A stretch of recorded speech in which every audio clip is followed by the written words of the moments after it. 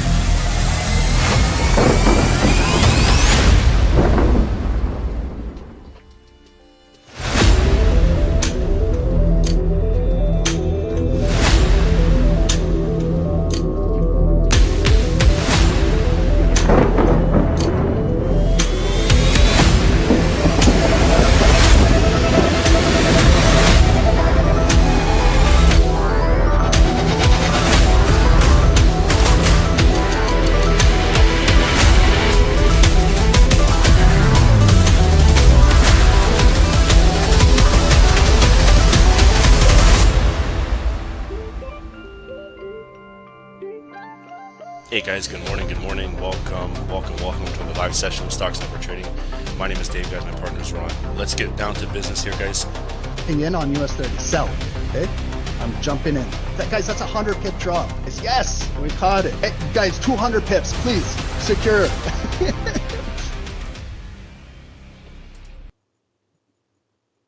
Recording in progress.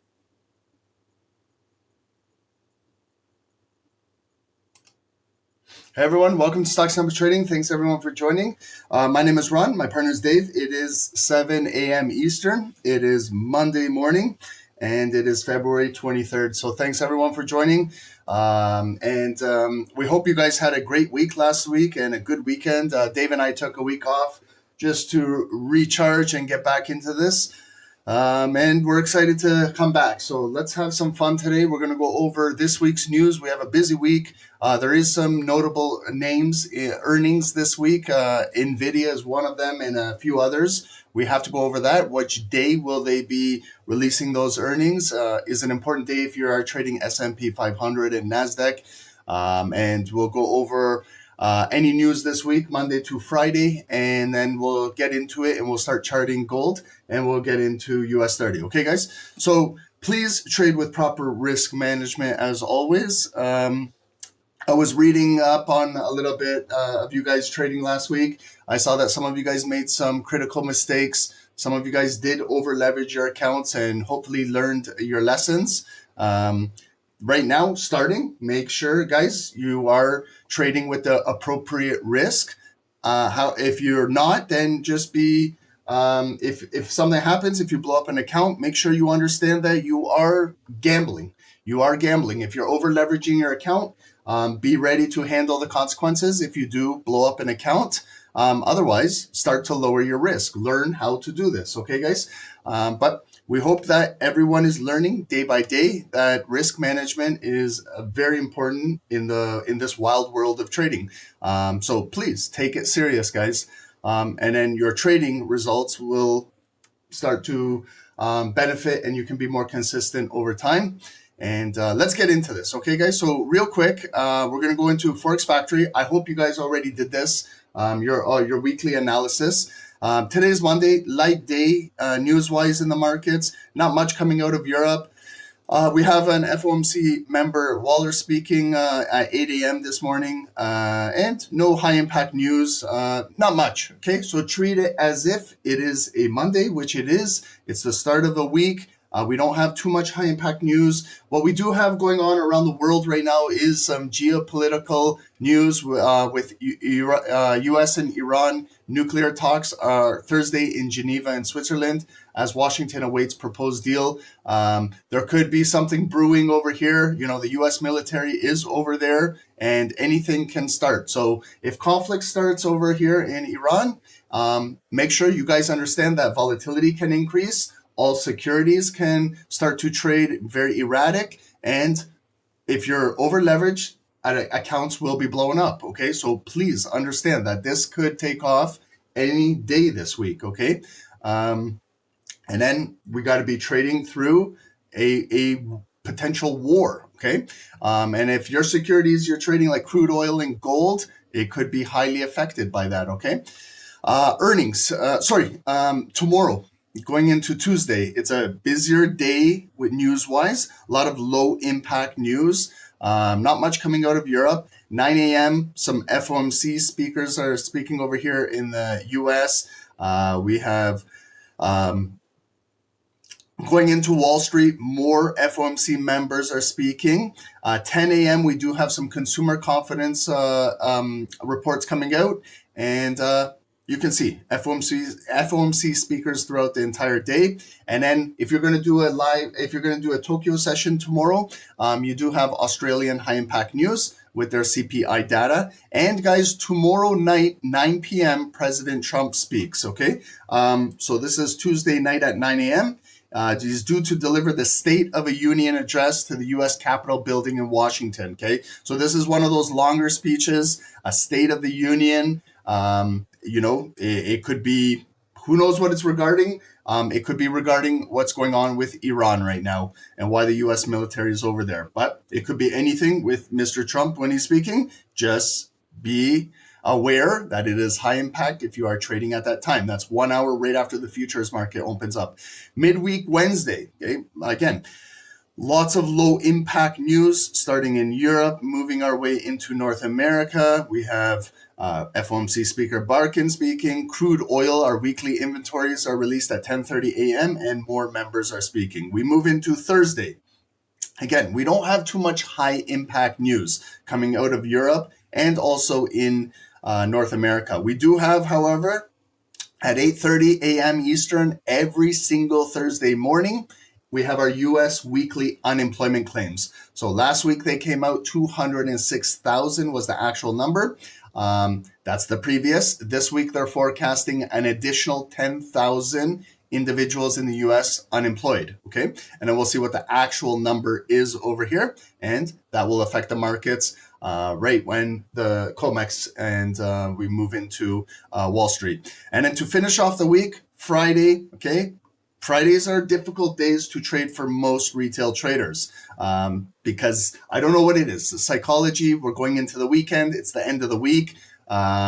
Maybe if you're in drawdown, you start to increase your leverage a little bit to try and recover, and then you make some critical mistakes. You could be trading against the trend on a Friday, and it's with psychology on Fridays with retail trading. So you have to come up with some sort of rules. That's why we hope at SST, if you've reached your weekly goal by the end of the week, that you step away from the markets, that you don't do silly things on Fridays. It's a learning process, and I hope that you guys are learning, okay? Because I'm not saying this, it's just facts. Most retail traders have trouble on Fridays, including myself. That's why I've limited the amount of trading I do on Fridays, because I used to journal and saw that Fridays were typically my worst day of trading. Why? Because probably the same thing what I'm talking about, the psychology going into the weekend. And you try to do a lot on Friday, and the market makers understand this and psychology, how retail traders play, and they play right into this. And so you have to have some sort of rules when you are trading, okay? I hope you guys are taking this serious and learning about, you're not only about how the markets trade, but you're learning about yourself and which days you trade better on, which days are your tough days to trade. Maybe avoid trading that day altogether, or just limit the amount of trades you take on that day, or just decrease your risk on that day. That's how you can control your risk, okay, guys? There is lots of news coming out of Europe, from France over here, and we move into North American news. We do have some high impact news at 8:30 regarding the US. Core PPI, month over month, and then our PPI coming out, okay? And then at 10 a.m. construction spending, and then just treat it like a regular Friday, okay? That's our news this week. We do have earnings. We do have some pre-market earnings this morning. There is some notable names right there. Let's move into today's after hours. Again, I go through this real quick. Is there anything that I could affect S&P 500, NASDAQ, Dow Jones? I look for those big names. I don't see much going on in the after hours today. We move into tomorrow morning before the open. This is one notable name that we should all know about is Home Depot. They report at 6 a.m. This can kind of give us a little bit of guidance of home do-it-yourself renovations, construction, housing markets, building, all of those things. These are your big box retail stores. They're part of the S&P 500. It's part of the US 30 Dow Jones. So they have earnings tomorrow morning, 6 a.m. and maybe we pay attention to what Home Depot does, okay? And in the after hours, AMC Entertainment, this was one of those meme stocks that took off during COVID. Cava Group over here, Exxon and Enterprise. We move into midweek Wednesday before the open. Again, just going through this. Lowe's companies, okay, this is very similar to like Home Depot. It's their competition over here. So we got some big box retail stores, home improvement stores will be reporting. This is the name that I was trying to get to this week. This is the big one. Everyone circle this, make note of this, put a sticky on your monitor because this is the big name. Wednesday, February 25th, after hours is NVIDIA, okay? They're reporting at 4:20 p.m. Eastern. This is one of the largest market caps in the entire world. So we should pay attention to this earnings. Whether you are trading it or not, pay attention, because this could dictate the way how the stock market moves this week, next week, maybe into the next month. Okay, so their earnings are set at $1.52 per share. Their revenue is set at $65.56 billion. We'll see the actual numbers when they come out. Just to give you a little history of NVIDIA, they've been beating their estimates, earnings after earnings after earnings after earnings, and the bar keeps getting set higher, and they keep beating it. So this is one of those stock securities that is just defying gravity and keeps going. Maybe it will happen where they do not hit their estimates, and then it could be a red day. But also listen to forward guidance from the CEO, because they can give guidance as to what NVIDIA has planned in the pipeline for the next quarter. Are they bullish? Are they bearish on NVIDIA? Are they on the entire markets as a whole? Will tariffs affect them? Anything. It's good to pay attention to this, okay? You don't have to be a shareholder of the company to pay attention to NVIDIA. You have to add it to your watch list and just pay attention to what's going on, okay? So that's the big name this week. There's also Trade Desk, Salesforce, Snowflake, also on Wednesday, Zoom Communications, but the main one is NVIDIA, Wednesday after market close at 4:20, okay? We move into Thursday morning. Again, some notable names, but no big names over here. Thursday after close, we got Dell Technologies, Rocket Lab, Marathon Digital Holdings. If you're involved in crypto right now, it's taking a little bit of a beating, but it's kind of consolidating right now. And then finally, moving into Friday morning, Energy Fuels. And this is what we got. So the big name is basically Home Depot and NVIDIA this week. Friday after hours, not much going on, okay? So that's our earnings, our news this week. I can tell it's a pretty light week going through Forex Factory, not much high impact news. And then we just have NVIDIA midweek on Wednesday after hours. Just some day-to-day news. U.S. stock futures fall as tariff uncertainty reigns. So most of you guys know that the Supreme Court ruled over Trump's tariffs and said that they are illegal, but then he went with another global tariff of 10% in the entire world. So again, tariffs, you guys know, increase volatility in the markets and make things move up and down. And tariffs are still on the board. Here's financial juice right over here. I'm reading at 707. Trump on tariffs. U.S. Supreme Court accidentally and unwittingly gave the president far more powers and strength than before. Trump on tariffs. Other tariffs can all be used in a much more powerful and obnoxious way. Okay, so this is news right now. It's happening in the markets. U.S. to stop collecting tariffs struck down by the Supreme Court of the United States. What else? Gold rises as Trump tariff rebuff throws trade deals into doubt. Yeah, this is our news. Oil dips with the U.S.-Iran nuclear talks to resume later this week, and maybe potential escalation over in Iran, okay? In our Discord, guys, we took last week off, Dave and I, so there was a week off of signals as well, but we're back into the mix this week, and you might see some signals coming out for indices, commodities, and there was already something going on with a sell with gold, but we'll do a top-down analysis and we'll come back to this, okay? So just keep an eye on this number, 5153, right around that 5150 psychological area. And also, guys, there's a free Telegram channel. It's pinned at the top of YouTube for everyone. Welcome everyone back from YouTube break, and it's good to see everybody. On the pinned at the top of YouTube is our free Telegram channel. It gives you all of the links to get into our live YouTube sessions. This was a blog that we did. What is a bond yield? Maybe some of you guys want to take your trading and education to the next level, understand what are bond yields and how they affect the markets. Okay, and everything that you need at SST is here. Trade ideas, week recaps, before and afters.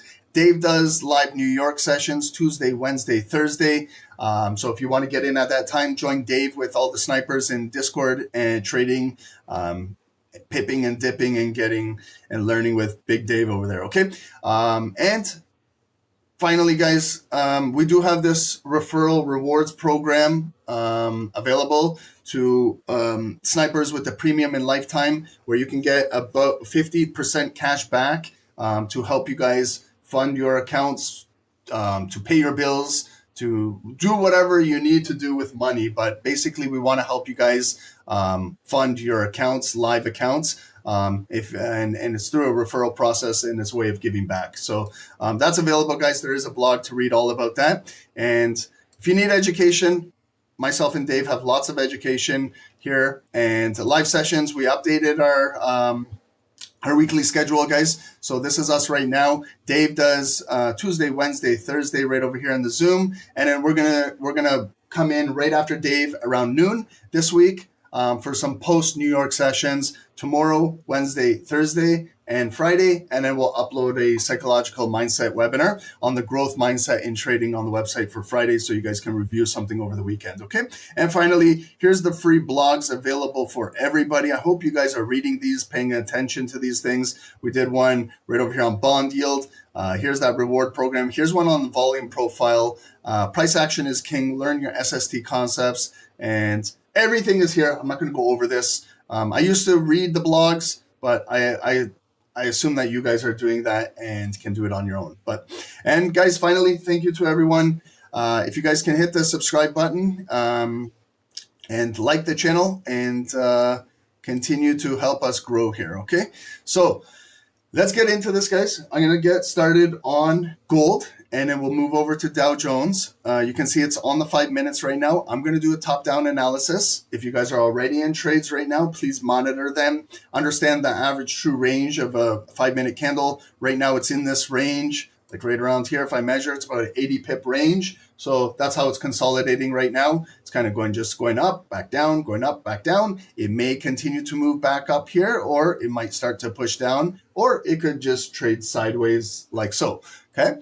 I'm not in a position yet. I don't like to trade without doing a top-down analysis, regardless of what the setup is, because I don't know what's going on higher time frame. If I took a week off, I got to get caught up with what's going on. So what I like to do every single day is a top-down analysis, get kind of bird's eye perspective to see how gold is moving, not just so much on the 5 minutes, but how it's moving on the daily, on the hourly, and then finally bring it down. Okay. And thanks for everyone for joining. I hope everyone had a great week, great weekend off. And happy Ramadan to those that are fasting. It's not easy to trade and fast and do this without food and water and things like that. But again, it's just a mindset game. Set your mindset, and basically it's like you're dieting. Okay. So welcome, Conrad. Thanks for joining. Sherry, thanks for joining. Carla, thank you for joining. We missed you guys as well. Daniela, welcome. Nigel, thank you for joining. Zizi, Ferdinand, thanks everyone for joining, guys. And everyone on YouTube, shout outs to you guys as well. Raj, Deshaun, thank you. Yeshbar, thank you for joining, guys. And Baby Genius, welcome, guys. Okay, so let's get into this. I'm going to start on a daily. I hope that you guys have already done your top-down analysis. But if you haven't, let's learn together how to do this. Okay, so this is gold on the daily. Okay, so you can see it's already making some moves. It looks like it's been consolidating and looking like it wants to continue to push up. We do have some levels that we need to identify. This is an all-time high of gold. It's not just a resistance, but it is an all-time high, just below 5,600. Okay, so the exact date when we hit it was back in January 29, end of the month of January. And there is a little bit of a zone from the all-time high orange line to those bodies right there. So I just make it red and I stretch it into the future. So I can see that slowly, are we going to get back in there? It could be possible double top, come in there. It could come in, double top, start to drop. Right? That's one particular path it could go on. It could break out, create a new all-time high. It could be a fake out up there. It could close above. Then we flip the zone green, and then maybe we're pushing to 6,000, right? But we're not there yet. So we just got to kind of identify it, stretch it into the future, and you can alert yourself up there with a line up there. What I could do is right at the bottom of the zone, I could put a yellow line as a daily point of interest. And I look at the number. It's like a nice psychological number right at 5,375. That's a nice whole psychological number. And what I can do is right click, add an alert, create it. And when gold eventually, if it does get up there, it will alert me. It gives me a kind of a notification that it's coming in there. And then I look for my my options of what I could do up there. Okay. If it doesn't come up there, I can still keep my alert up there. And when it does come up there, whether it's today, tomorrow, next week, next month, next year, I will be notified. However, if I start to see a wick and they start pushing it down, I know that the sellers are in this area and they're offering right here and could potentially push it down by protecting the all-time high sell zone. Okay. Now, if I found like what's working at the all-time high, let's see what's working at the from when it hit the all-time high, that big drop there. These were bearish days pushing down, and it kind of bottomed out right there, like right just above 4,400. So we can see that that's a point of interest right there. Below this wick is a little bit of bodies of structure. So that's where I can see that there was some supporting zone. I can go back over here and look back in October at that yellow line right there was like a red zone right there. That's when it pushed down. So if I extend this zone into the future, I can see right there on this day, December 22, the buyers closed above. I can flip that zone to green and continue to go into the future. And I see it kind of accumulate in here. Again, it closed above, retested it, and that's what took off to get us to that all-time high. So if I stretch this zone into the future, I can see that most recent drop right there stopped right at 4,400 on the dot, right? I can add another alert there. If it ever comes down there, maybe I'll be a buyer down there. Maybe sellers will close below there. Maybe gold is selling off. But that is a zone that we should identify and stretch it into the future. Now I can see where we're trading in between here. And there's levels, there's structure built here. I can see resistance there. I can see support there, support there, support there. It is building. I can see resistance. I'm sure that this big body candle has some sort of bearish point of control. I need to identify that. Okay. We might be trading in that right now. Okay.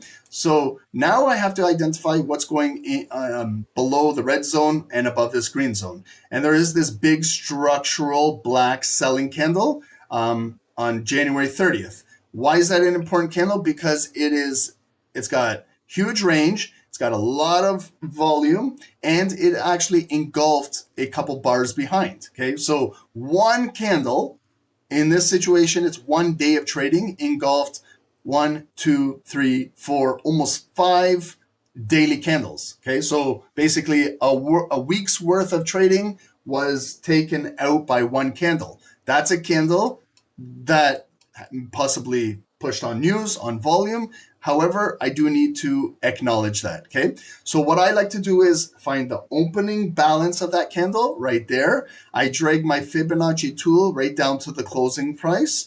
I figure out exactly where the 0.5 is, so I know the exact halfway point is right there. I can see right now we are trading right above 50% of it. And then I can also determine where the point of control is. It's right there, the 382 and the 618 of the Fibonacci.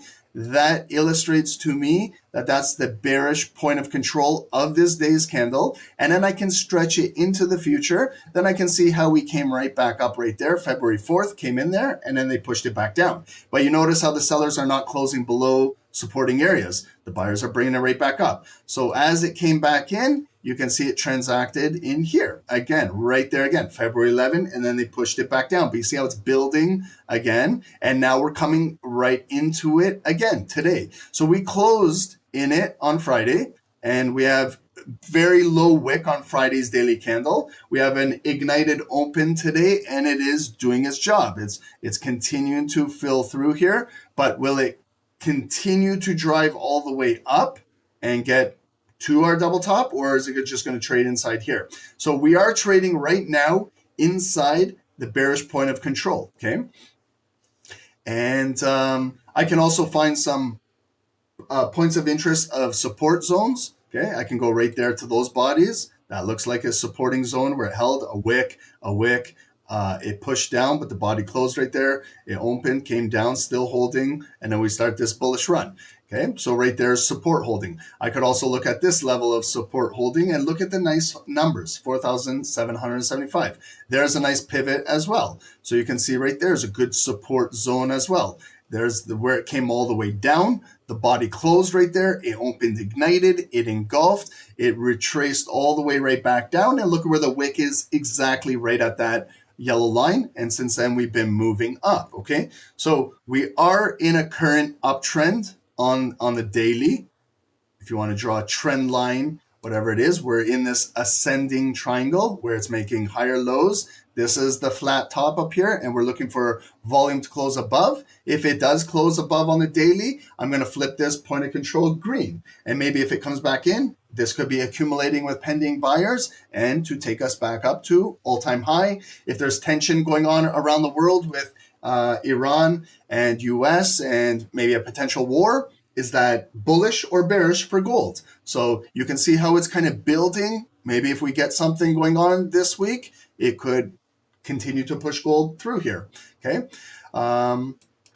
But that's how we're moving on a daily. So now I kind of go now into the last few days to see what's going on. Friday was a very bullish day on gold, closing right at the highest point. So there's our closing. Okay, here's our opening balance right there, just right below 5,100, 5,098, 5,100, nice whole number. It opened right there, and notice there's no wick, no drawdown, no selling pressure on today's daily candle. So it's a very strong ignited daily candle, just like if we were trading a 5-minute candle. It's an ignited bar. It's strong. You can see it's cutting through. If it ever comes back down here, will it refuel itself up to take it up, or will we lose our opening balance? So this is what I use, and it is actually the opening balance is the lowest point of the day. So I use a purple line, okay, to establish the highs and lows so far, okay? And that is technically our lowest point of the day. I know it doesn't have a wick, but that's still the lowest point right there, okay? And when it was bullish, it continued to drive up. So you see it filled this candle on February 11 and made a new high up here. And then you see where it's stopped right at the top of the bearish point of control. That's where the resistance is. So that's a point of interest. In this situation, it's a purple line. That's our highest point of the day. It's at that whole psychological number, 5,175. That's where the sellers are present, and right now they're offering and pushing it down. We're trading right now at 5,150, exactly at this psychological level. So this is where we're getting that consolidation on the lower time frames to see who can control 5,150. Okay, if we lose this, then maybe sellers could push this daily volume down and get it back down to this yellow line. I would look at 5,120 to see if it holds support today. Why? Because it was previous resistance right there. And let's see if the volume can hold support there. If we lose that,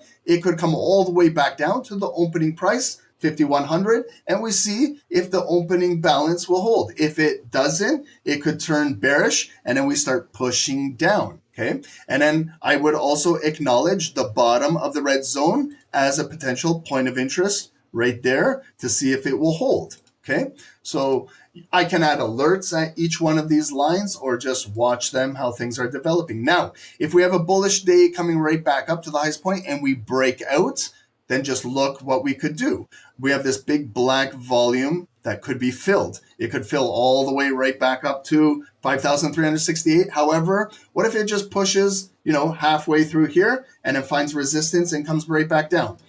So what I like to do from this purple line and the yellow line is determine where 50% is. I can use my Fibonacci tool, or I can just kind of eyeball and guess where it is. But when you're doing a thorough top-down analysis, try not to guess. Try and look exactly. There's 50%, and look at the number, 5,275. That meets my requirements, so that could be a potential resistance. If it does break out bullish today, it could come right to there, and it get rejected back down. Maybe come back down to retest this, come back up, break there, and then go up to here. Same situation. When it gets up there, it could get rejected. I play each level when the volume gets there. okay? And sometimes when I'm trading from one zone to the next zone, I measure the zone so I know exactly the distance and how much pips it is. So if I'm measuring from here, if we break out and it comes up there, I can see it is almost $100 move on gold, okay? That's per ounce. That would be 1,000 pips, right? That's way over my daily goal. That could be 2 weeks worth of a goal if it fills down there. But you can go on now a smaller time frame and determine in between here and here on the hourly where we've been trading and figure out some points of interest on your particular time frame, okay? So this is the daily. It is building. It is coming up, but it could be in one of these kind of channels where it's making a high, coming back down, making a high, coming back down, getting in here, and then they could slam it right back down, right? But regarding news, and the way how the volume is opening, it looks like it's still bullish and has some potential to continue to run. So I can go into the 4 hours now and start breaking it down and look at what the 4-hour bars are doing. I can see right now the big 4-hour bar opened Sunday night from 6 p.m. to 10 p.m. Then we kind of found the high. Then we moved into 10 to 2 a.m. This was Europe, 2 a.m. to 6 a.m. And this is now opening up 6 a.m. to 10 a.m. You can see that we're kind of just consolidating also on the 4-hour candles. It came up, back down, holding above 50%, came down, closed right there. Notice how it closed right at the high and it didn't break out bullish, so they are bringing it down. Will the bearish candle come down and fill that wick and drop further, or is it going to find some support right here? If you're following the 4-hour candles, it does look like a potential double top coming right there, coming back up. And it could come down. However, it could just come down, pick up another wick and try to come back up. It could barcode for the next little bit where it's blue, black, maybe open blue again and play this game. Okay, so those are 4 hours, what they're doing. I like to go more into the hourly and look at specific hours, what's going on. So I can see the big hour that caused the big bullish move was 6 p.m. This is when the daily candle opens over the weekend, Sunday night, big bullish candle, okay? I hope that everyone figured out 50% of this, figured out the bullish point of control of that candle. If you did, you could have bought a pullback right there the next hour. You could have bought this pullback and you're in the money. So maybe what we can do is we can identify where our most recent pivot has been. It's been right here.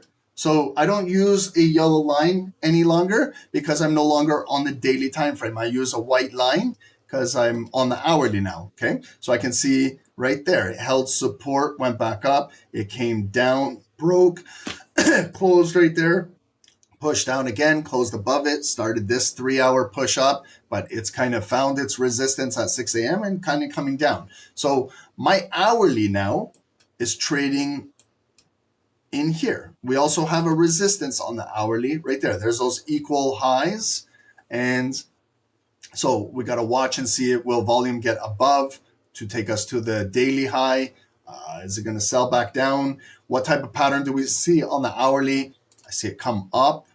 There's a pivot, come back down. There's the neckline, pivot, came back up. You can see it's like a lower high, not a double top up there. It's a lower high, and maybe let's see if they can continue to push it down. Will it sell? I see a wick, a wick, a wick. So there is support sitting at 5,145, holding it. But if maybe we push down in here, that's where we got to see if we break today. 5,135. It could be an impulse just like this. This was an impulse. If you sold, yeah, you could have made some pips going down, but if you didn't do anything, it came right back up and it closed right there. The next candle again was an impulse break on the hourly. If you didn't do anything, it came back and closed above and maybe came back up and hit your stop loss. So it could technically break and be an impulse again. However, I don't see any black volume closing below there. If I do, maybe it might use that as resistance, fill those wicks and start to drop down, okay?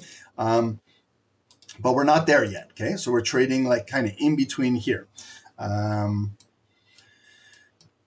if you want to do like a point of control off of this big bullish hourly candle, how do we do it? Same way I did that daily candle. There's the opening balance. There's the closing balance, okay? So you see the 50% white line.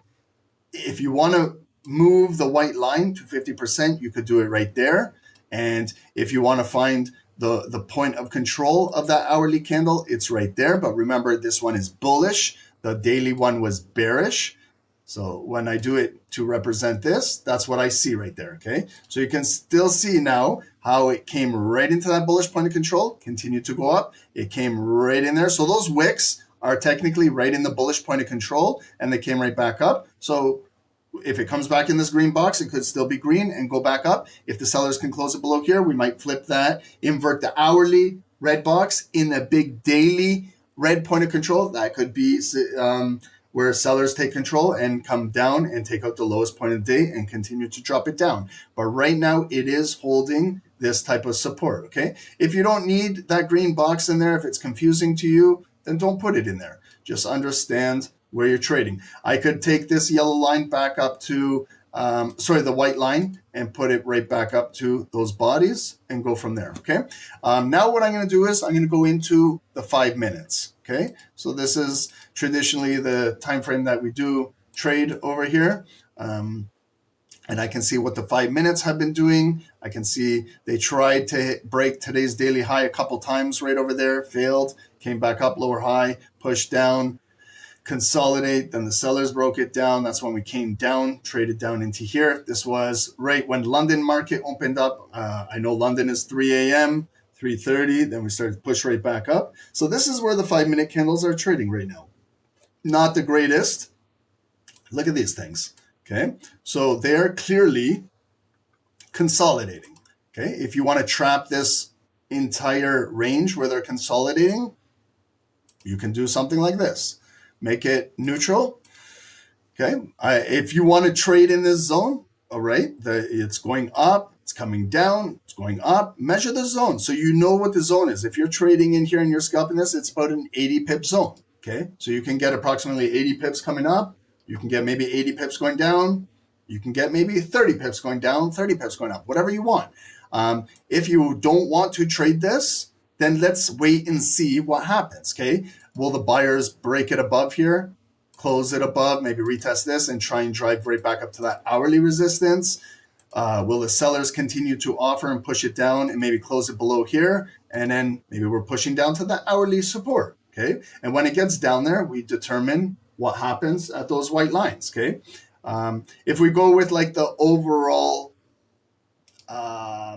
range, like the overall structure, okay, so I can see from when we hit the highest point of the day, we've got a 5 minute lower high right there, 5,170. I can see that if I bring it down to the white line, I can see we've got an hourly resistance right here. And, you know, we're still kind of pushing down right there, okay? So sellers are in control from the top, but we also have this big bullish move right there. There's the big move, 6 p.m. So it was this big 5 minute candle. The next one, short wick, next 605, bullish ignited candle, continue to drive. Next candle, 610, another bullish ignited candle. And I can see the lowest point that right there is kind of still holding support above, okay? But right now it's consolidating. So I don't feel comfortable trading in this range. This is where we got to be patient. If you pick a side, okay, anyone can pick a side, but just understand that if you pick a side to go bullish, it could come back down. Just know your range, know how much you're willing to risk, okay? If you're looking to sell, right, you can see that the sellers tried. They tried right there, but again, it didn't close back down there. It closed up there, and they pushed it back up. Sellers brought it back down there again, and then the buyers closed it, and then we pushed up. Again, this was a big bearish candle that came down, but when it came down there, it's a 5 minute candle. It returns right back up and closed bullish right back up there. So you can see if you're a seller, you can see that the sellers are not closing it with conviction, okay? They're getting it down there, but the buyers are asking to trade back up here, okay? So we could continue to move up bullish. But on up here, I still don't see the buyers closing it above either, okay? So we are in this range, right? Okay. And if you want to add some indicators to the chart, right, I can do that. I'll add an EMA 9, which is this green line. Okay, so currently the 5-minute volume is above the 9 EMA. Okay, the 200 EMA is this purple line. It's all the way down here. So it's still holding above the daily point of interest. We still have 5-minute volume. 200 EMA might meet right here at the hourly support. So it's still bullish. The volume is above the 200. The volume is above the 9 EMA. If I add the SST daily bar indicator right over here, I can have it on the entire day, right? There's the daily candle when it opened. There it is at 6 p.m. So it shows me how strong it was right up there. There was the resistance point right there. Right at at 10 p.m. right up there. That's where we got the resistance. It came back down. Now it's coming back up, okay? So I could keep it on the daily. I could also change this bar. I could go into settings and maybe I want it on the 4 hour, okay? What if I wanted to see the 4 hour? So it's showing me now how the 4 hour candle closes. And I know the times of a 4 hour candle are 2 to 6 a.m. So this one is 6 to 10 a.m. And I know the time is 7:40 right now. So I still have 2 hours and 20 minutes before this candle closes. Okay, I could watch it on the 4 hour. Okay, so I see that the 4 hour candle when it opened was bearish, came down, found the support, and now it's coming right back up, but it's a hanging man candle. It still has the bearish head. I could change this into an hourly if I like to watch on the hourly. I know an hourly candle is going to close in 20 minutes. I can go to my settings and I can go right to the hourly, right? And then this is the hourly candle. See, the hourly candle looks different than the 4 hour candle. The hourly candle is showing me it opened right here. It was initially bearish. I can look at the 5 minutes. There it is, 7 a.m. It was a bearish open, but then I see now it's flipped and coming back up bullish. Okay, so the hourly candle, maybe we see how it closes in the next 20 minutes. Maybe how it will transfer and transition into the next hour. Now we've got a strong impulse break on the 5 minutes right now, okay? So what we're looking for is, will a body close above here or will it get rejected? And then what we're looking for is this, which is resistance, to maybe turn to support for a pullback buy at this location. Okay, we also have to watch and see if this is a fake out candle. Will it come right back down bearish? Very strong, okay? This could continue into the next candle. It's closing right near the high. It could open bullish ignited and continue to drive, okay? So there's the close, okay? Strong close, short wick. It opened. It's already breaking that and could continue to move up. If I'm looking to the left where it could fill to, it's to this wick right here, right? It's every candle has a job to do. Its job is to continue to fill and get up to that wick and maybe try for a new higher high. Okay. Now it has not came back down to retest this previous resistance area. Okay. We do have one bar on the 5 minutes that has physically closed above. So if I'm waiting patiently for a pullback to come back down for, this is like a break candle, and now I'm looking for a retest, I have to patiently wait for the volume to get down there, okay? It might take 5 minutes, it might take 10 minutes, it might take 1 hour, it might take till tomorrow, I don't know. But if I'm waiting to take a trade there to buy a pullback, I have to literally wait there to see if it comes down there. Maybe it comes down and can bounce up and go back up. However, it could come back down and close below there and then continue dropping. But that's a point of interest on the 5 minutes that I'm willing to wait for, okay?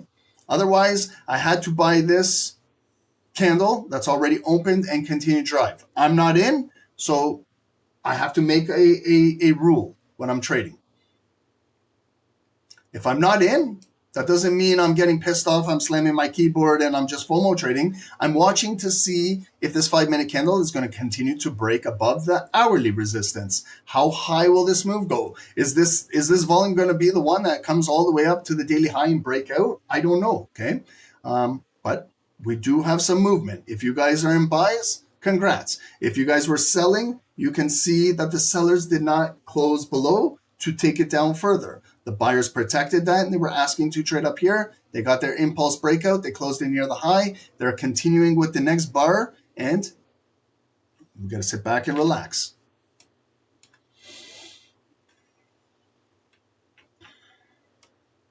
I'm just going to add the Discord channel right now over here in the gold channel. We've got some news on gold. Gold's 5100 breach. Gold is the morning's clear winner, surging above 51.60, 1% as a primary hedge against tariff-induced fiscal stress and renewed dollar weakness. The weekly chart has printed a powerful bullish hammer, signaling that buyers are firmly in control. Oil's geopolitical pivot. WTI crude is hovering near $66 a barrel, retreating slightly from 6-month highs, while traders are weighing a potential diplomatic win-win in Geneva regarding Iran. The U.S. military buildup in the Middle East is keeping a high-risk floor under prices. Is anyone in a gold trade right now? Okay.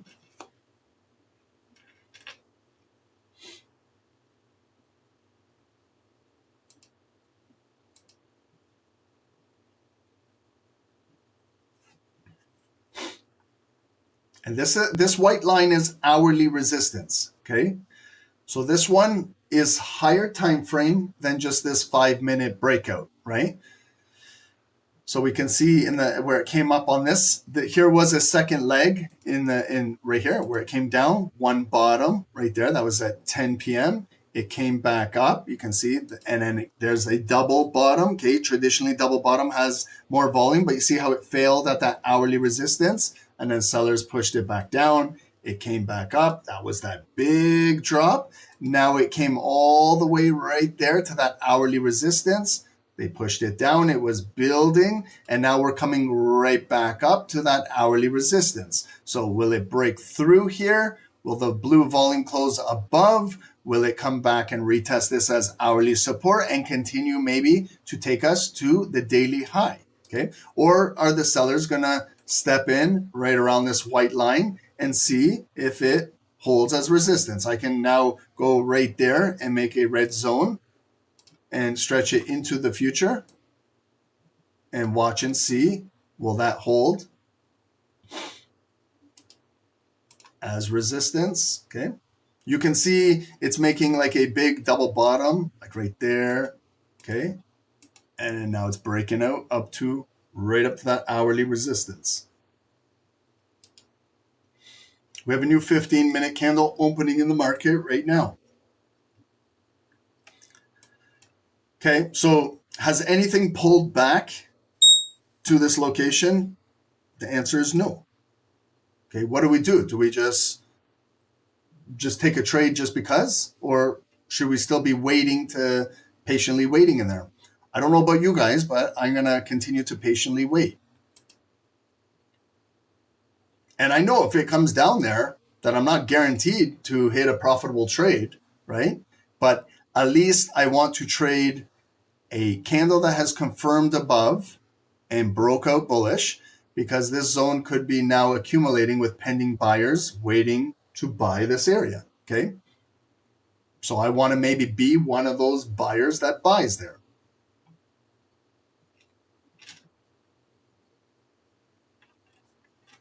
And if you can't wait, then you have to learn how to control yourself, okay?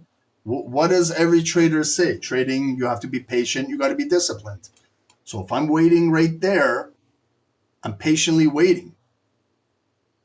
Just because I'm patient, does that mean I'm going to hit a trade and make money? No. I could come down right in there. I buy it, and then it continues going down. So I also have a stop loss somewhere, okay? If trading was that easy, just wait everywhere and just wait, then everybody would be millionaires here. Okay, trading is not that easy, but this is telling me it's a higher probable setup to take a buy right there than just to take a buy right now.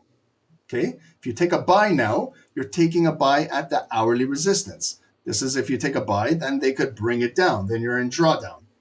And then it's coming down right to those patient traders right there.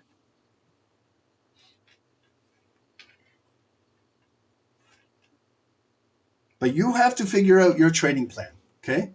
I've learned over the years that trading a little bit more disciplined you can be a better trader. I've learned over time when I started trading, FOMO trading, I lost a lot of money. I blew up a lot of accounts. And I figured over time that that's not the best way to trade.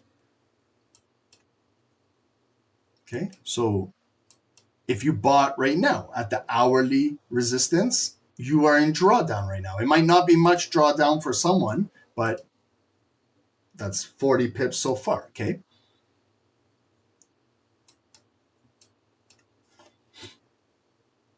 This is also if you're in a buy, maybe to determine where it's good idea to maybe take some profit out of the market at your higher time frame locations, right? That can teach you discipline on not being greedy while you're in a trade. It can teach you how to secure profit. You don't have to close your entire trade, but learn how to take partials. If you don't, then just continue watching what's happening. As it's coming down, is it building at 50%? Is it holding? Is this going to be a bearish engulfing candle coming all the way down?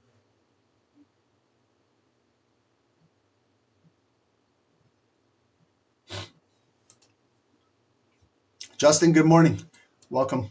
Hope you had a great weekend. Welcome back.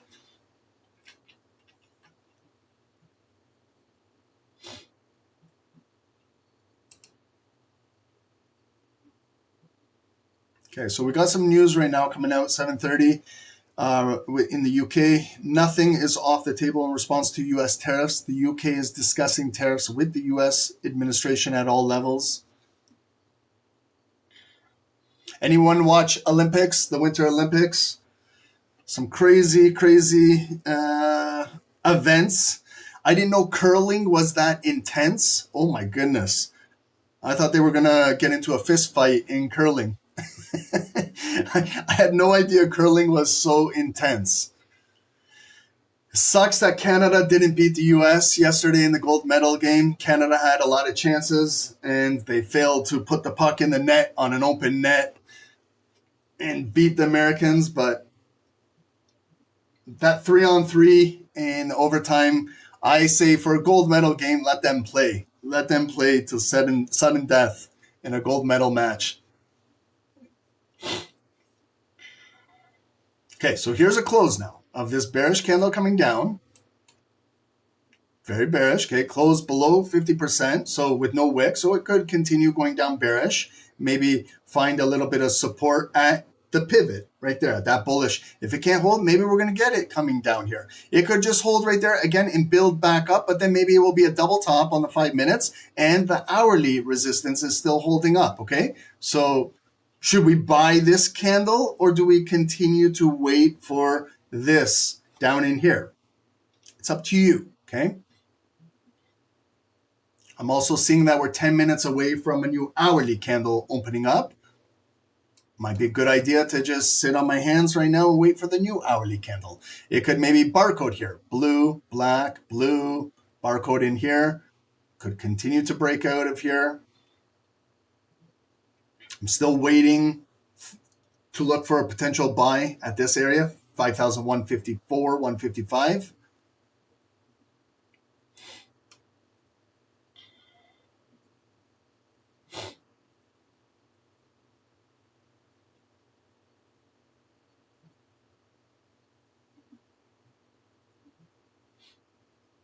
Okay, so you see it was bullish. It was blue. You guys watched how it opened. It came out blue, blue, blue, right into that red box again. There's sellers there. There was the wick that rejected it back down. So it's still building at its opening price. But this candle could flip to a bearish pin bar or a shooting star and continue dropping down further, okay? But right now, buyers are trying to buy it up. There's sellers here.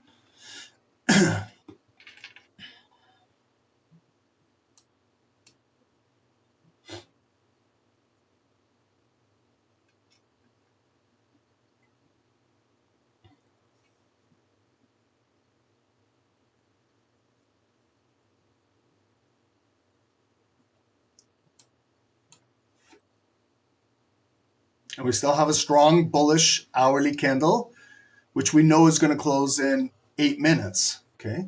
So will the hourly volume close above hourly resistance? Will the new hourly candle continue to push up and get us potentially to the daily high? Or is this going to be hourly resistance to push it right back down? And then don't forget, guys, 8:20, we got COMEX market open. Normally at 8:30, we do have some North American news. Today, we don't have anything, not much news-wise, okay? So we just have COMEX market open in the next 30 minutes.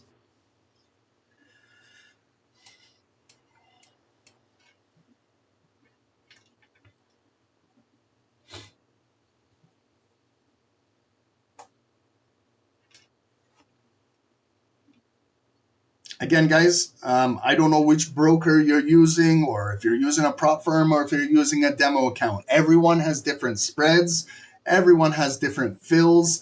Everyone has different slippage and commissions, okay? So this is part of your job as a trader to determine when you're trading a specific security, what are your commissions, spreads, slippage, okay? Everyone is different. My job is not here to determine what broker you're using. Okay, so it's part of your job as a trader to get a best fills possible. Okay, if you're not, then you shouldn't be scalping. It's that simple. Don't be trading 1 minute candles if you have horrible spreads, if you got shitty fills. Don't be trading 5 minute candles. Maybe trade hourly or 4 hours. Maybe look into swing trading. Okay, if you want to scalp lower time frames, you have to have a broker that complements that. Okay, and all around the world, there's different laws and regulations regarding brokers, okay? So you have to find one that's suitable for you. You might be nailing the exact candles, but when you're hitting the buy button, you're probably behind and you're wondering why, okay? That's got nothing to do with you. It's the broker you're using. Could be the prop firm that you're using, okay? So trading is not just technicals and candlesticks. You also have to have the appropriate brokerage that allows you to get in and out and pip and dip out of these markets. Dave and I can't control that. You guys know that. So that's part of your job as a trader to figure those things out.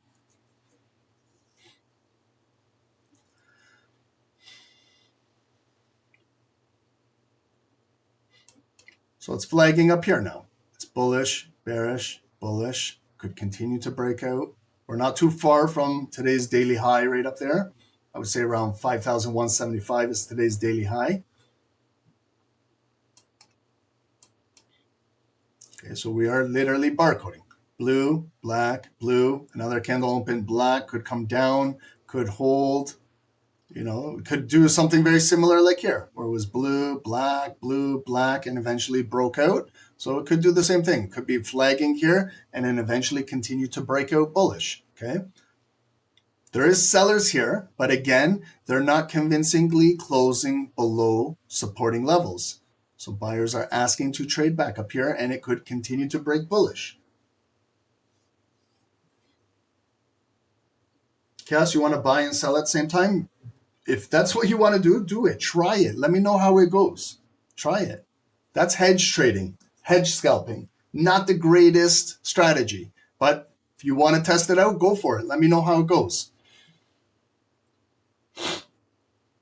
I don't necessarily think you should be trading like that, but sometimes you got to live and learn. Everyone has to live and learn. Me just talking here goes in one ear and out the other ear for some people.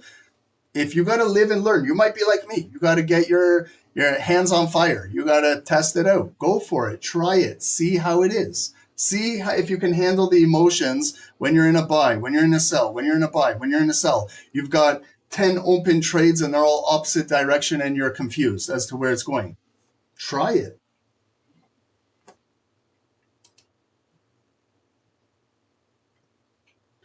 I'm not here to tell you guys what to do. You do what you want to do. You're all mature adults here. Do what you got to do.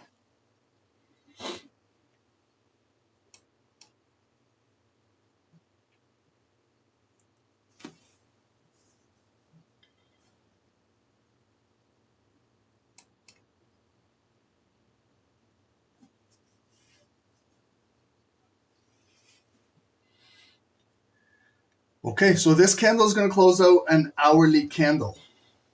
Okay, so it's very bullish right now in the hour. It could close right at the highest point. The next hour could be a bullish ignited candle and just continue to drive. Okay, and if you're in buys, it's going where you want it to go. It's basically making higher highs and higher lows. If you're selling, it's not necessarily doing what you want it to do. Okay.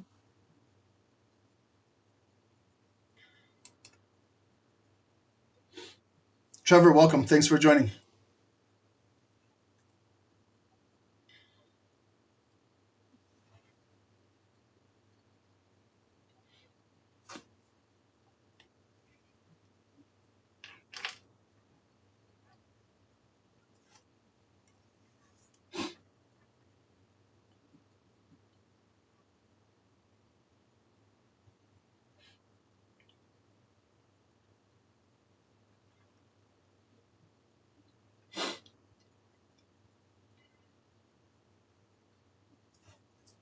Guys, thank you guys. So almost 400 viewers on YouTube. If you guys can hit the like button, subscribe to the channel. We're going to be going into COMEX. We do appreciate you guys.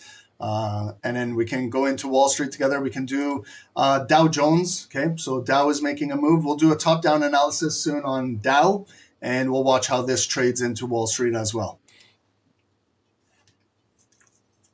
We'll do gold and Dow today. Tomorrow we'll do gold and NASDAQ.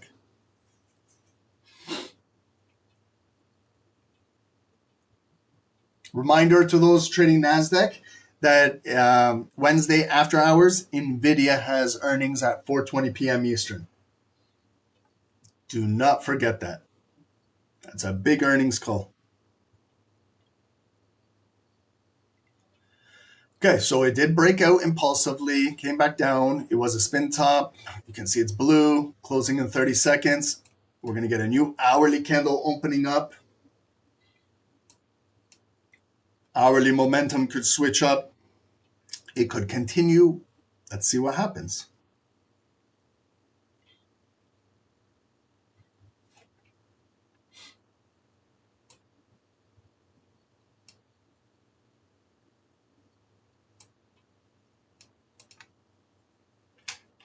And this is the daily high right up here. We're not too far away from it. 5,175. It's not too far away from hitting that daily high. Okay, so they open it bearish ignited quickly. Will it come all the way down? Okay, so notice it's a bearish ignited open. Okay, there it is, bearish ignited. Okay, so it's coming down, coming back up. Will it flip this entire bearish head and be bullish to fill that wick and break out further? Just notice that it's a bearish ignited open. Okay, we know that it was a strong open to the downside.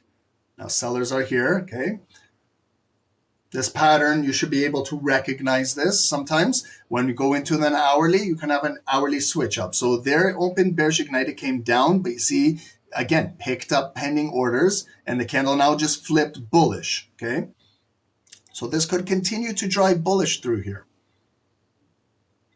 Maybe we got to wait for the first 5 minutes of this hourly candle to close, see if it has blue volume closing above here.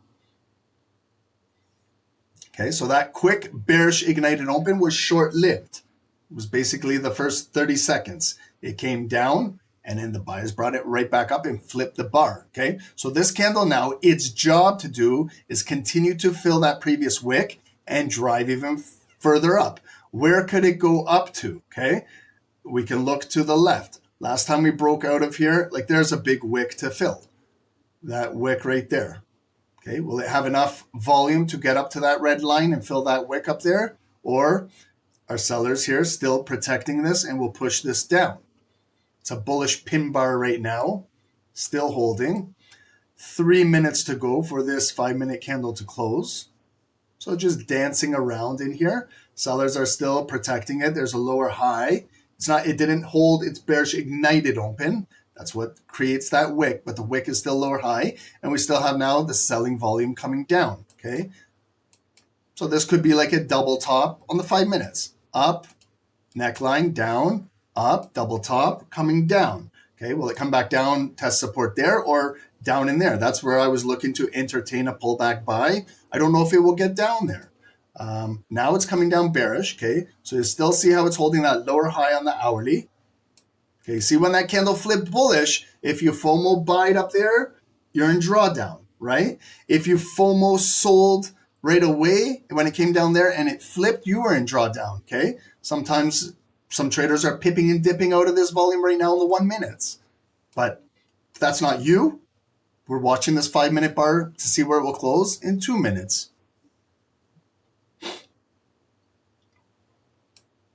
We're still in this range. It's still technically consolidating. It still technically can be bullish and break out of here, or it could sell off a little more. 2 more minutes to determine where this volume will close.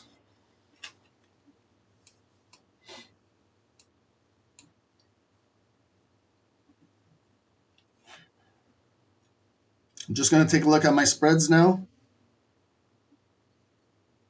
I have a 1 pip spread. I like it lower, a little lower, but this is the spreads I'm getting right now.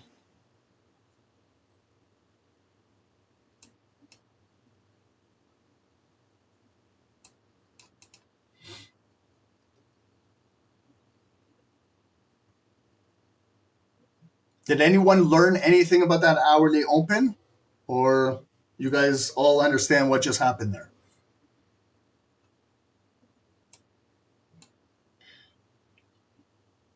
Like, get to know your hourly opens, right? You're going to see an open like that every single 60 minutes.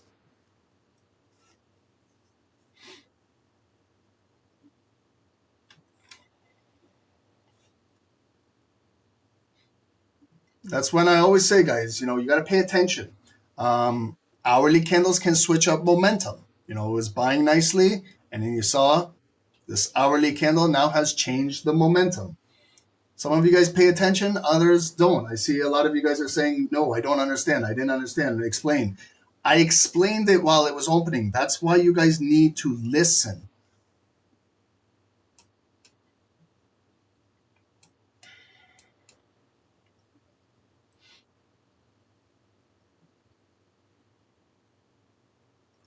Okay, so this is a big bar. It could close right below all this support here. It's closing now in 10 seconds. If I'm cutting this candle in half, I'm sure that the 50% is right there, right below that red zone. Okay, if it comes back up blue, it might get rejected and sell back down. It could open bearish and ignited and push down that wick and just continue. Right now it's bullish ignited. So if there's a kind of a quick bearish move, it could come right there. That's that quick bearish move, could continue to come down and test now this red line where that big bullish candle opened at 740. Remember, I'm looking to buy a pullback down into here. Okay, is it down there yet? Not yet. Should I continue to wait or should I just buy right now? Okay, you got to have rules, right? Otherwise, make a decision. Don't over leverage your account and see what happens. We had one trader who was doing hedge trades. Okay, so now it's coming down. If you're looking to where you could have bought up there, now you're getting a discount right here. Okay, but it could push down further. But now we're testing to see if it will hold support right here. Our hourly candle is bearish, but remember, it just opened 6 minutes ago. Okay, so it's still early. We're bearish. That's what I was saying to the buyers. Did you guys do anything up at the hourly resistance? That's like a double top. Okay, if you look at this as one top, this is the big neckline. This whole area is like the second top. And is it going to come all the way down there? That's where I'm looking to potentially buy and return it back up. But this could come back down black and close below there and continue push down. Then a better buy would be to buy down in here, right? So, just waiting for a potential pullback is not easy in trading as well. Because what happens if this selling volume wants to continue to cut through and come down even lower? But one thing is I know for sure is we have not retested this point yet. Okay, I saw the candle break above and then it just took off. I have not retested this location yet. So I'd like to see if we can retest. That would be a decent pullback buy, right? From this highest point, if it comes down there, at least I'm getting 120 pip discount, $12 move. that I would possibly entertain a buy down there. But I know it could potentially push down further. It may not get down there right now. That wick could return it right back up, okay? So I got to wait 2.5 more minutes. Volume is coming down now.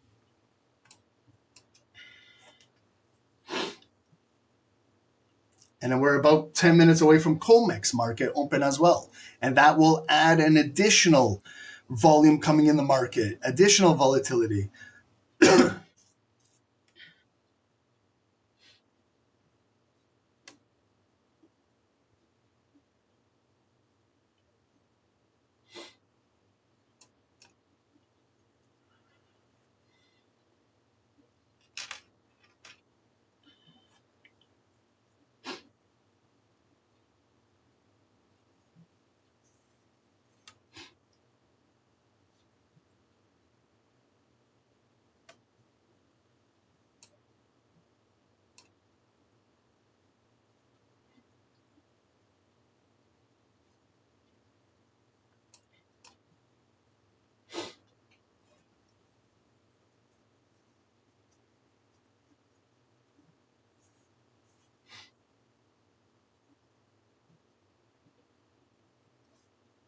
Okay, so let's see if it will tap into that right now, okay? And it may activate pending orders, okay?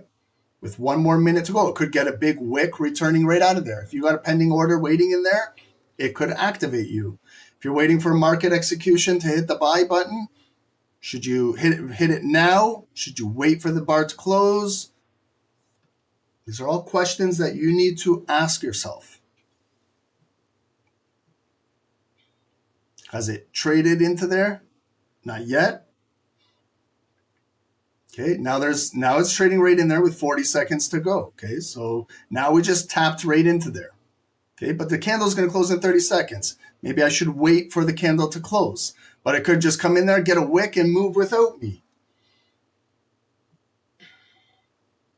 Okay, but for all those patient traders, now is it time that they're getting activated? It took 5, 10, 15, 20, 25, 30 minutes to come back in there. But that's what I said. If you patiently waited, you had to wait here in this situation 30 minutes. Does that guarantee that you're going to hit a profitable trade because you waited? No. Let's see how this bar will close.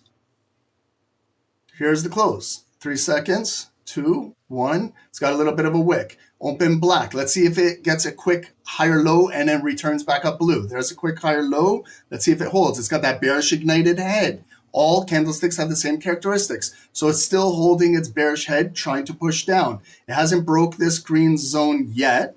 Okay, so it could flip and then turn back up blue. Still holding that bearish ignited head. So let's see if it can continue to hold and come down. It's still holding. Will it fill its wick and create a new low? Or hold in here and consolidate, continue picking up some buyers and flip this, and buyers will ask to trade back up. Still got that bearish ignited head. Still holding.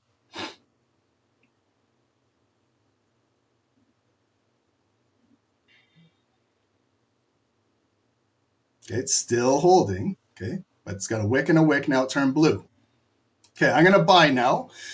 It met my requirements coming down to the green zone. The candle flipped blue. Okay, so, but I know that it could continue to push down. So now I have to understand where to place a stop loss. Okay, so where do I want to place my stop loss?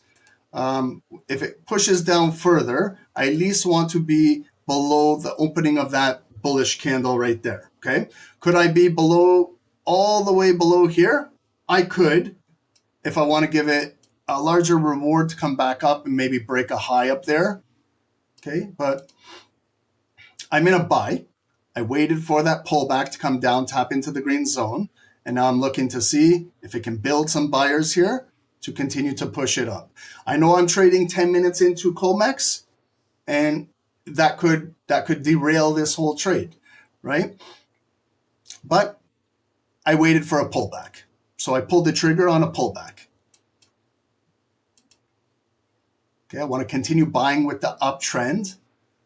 But the trend could turn bearish, okay? So I'd like to know if we can fill up to that candle. It's about 35 pips. That's where I can maybe reduce risk. If it gets up to the red zone, I know it's about 50 pips, okay? So I just got to see, now it's not really building to come back up. It's got a spin top kind of doji candle consolidating right here. So it's a battle between the buyers and sellers right at this location.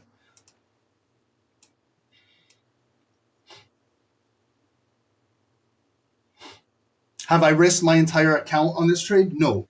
Okay, that's another thing. If I get stopped out, I haven't risked my entire account. I haven't risked my entire home on this trade. Okay, I can lose, but I'll lose 0.25% on this trade.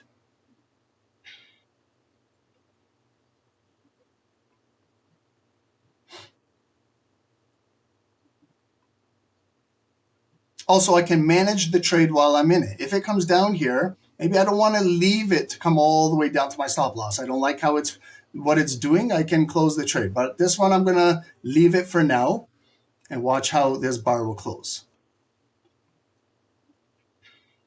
Okay, so now I see it's cut through the green zone. We can all see that.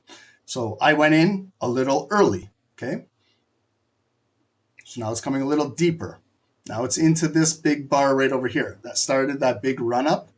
Let's see if it can be protected by these buyers to come in and hold this higher low right here with 1 more minute to go.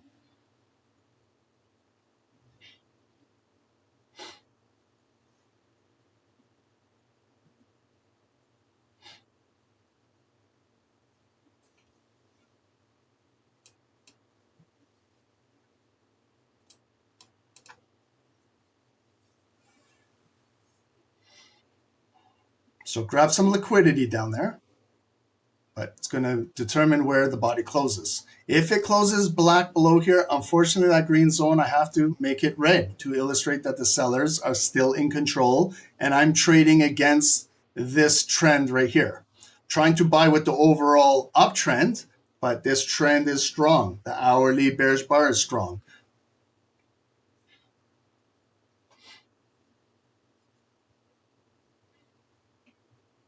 $20 seconds going to the close.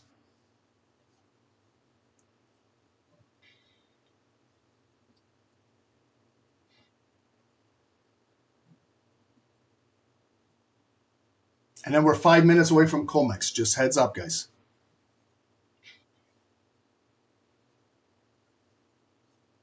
Okay, so we closed back above the green zone. It opened again. Another 5-minute candle, bearish ignited again. So it's got that selling pressure still pushing down, okay? So the buyers, we don't have a blue candle closing as of yet. So sellers are still technically in control of this leg down. But I want to see if it will build at this green box area, okay? So it's still that bearish ignited push. Can it hold a higher low, or will this candle fill that wick and drop even further down? So I'd like to see a little build up on the depth of market here, maybe with higher lows or equal lows. But a volume is coming in now, okay? So it's prior to COMEX. This is when a lot of liquidity is grabbed, stop hunts are taken above and below. So this is the time that the market does this stuff. Same with leading into like 5-10 minutes into Wall Street, okay? Leading into news, right? This is when bigger volume comes in. You're going to see larger than normal candles. It's to grab liquidity. It's to grab pending orders, right? Okay, so they came down right down to there, to that opening balance. Though there was buyers there. I can see pending orders because the return wick back up. But you can see they haven't flipped the candle, right? Buyers can't ask to trade up here because there's a lot of offers right now. So this is the battle again, right at this green zone.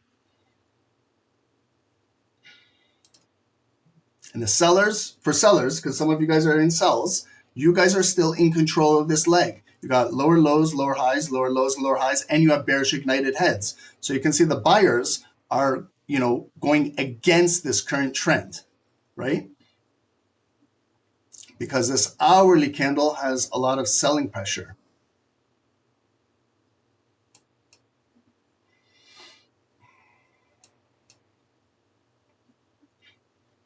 But the zone is still holding up, but I don't have a bullish candle closing yet. So then when sellers see that the buyers are not strong, then more offers will come in. More sellers will come in and push this down, right? As soon as maybe it closes strong with a blue candle, then sellers will start pulling their offers and then start offering up here and then allow clearance for the buyers to go through. But right now, this is the battle zone. It's tough. I'm going against the sellers right now. And it's 3 minutes before COMEX market open. So I understand that COMEX could stop me out. Could be a big black candle that comes down here. Stops me out, could return back up, but it could be a serious black candle that drops all the way down there. But I don't want to be involved in that. That's my maximum risk. So I see it's still holding at that bar right there. We have now a bullish return, but again, it's not how the candle is performing, it's how it closes. So quickly it came right back down.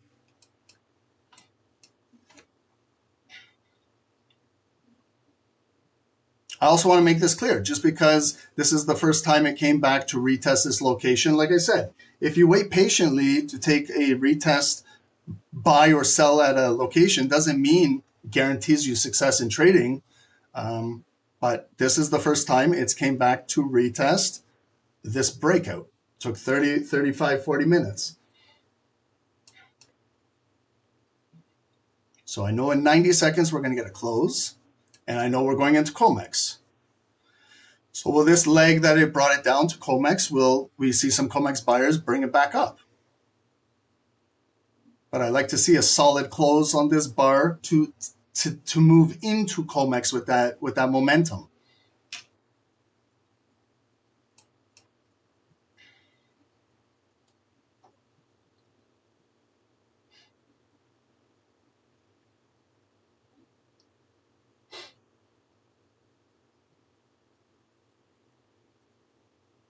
Okay, so we got this bullish pin bar fighting.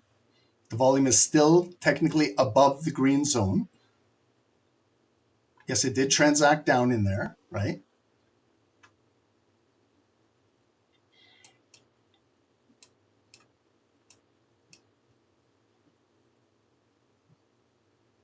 And then let's see how this builds going into COMEX. Okay, it's a nice bar. That's a nice candle I like, a nice bullish hammer. So maybe this can close. But again, manipulation does happen when exchanges open, news is dropped. Okay, but I'd like maybe some continuation.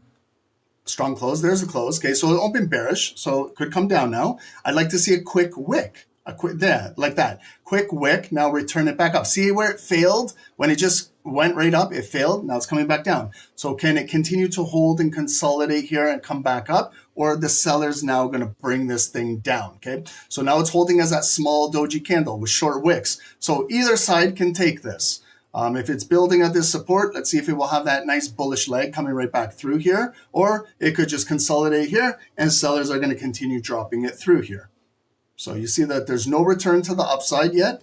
Sellers now are in control, but it's still holding this green zone. We have this small, tiny doji candle. It's kind of very suspicious with a COMEX market open, and you got this small range. So it's really building inside here for maybe a move to the upside, or it's building for sellers are going to come and liquidate down below. And then that's where my stop loss is placed right there.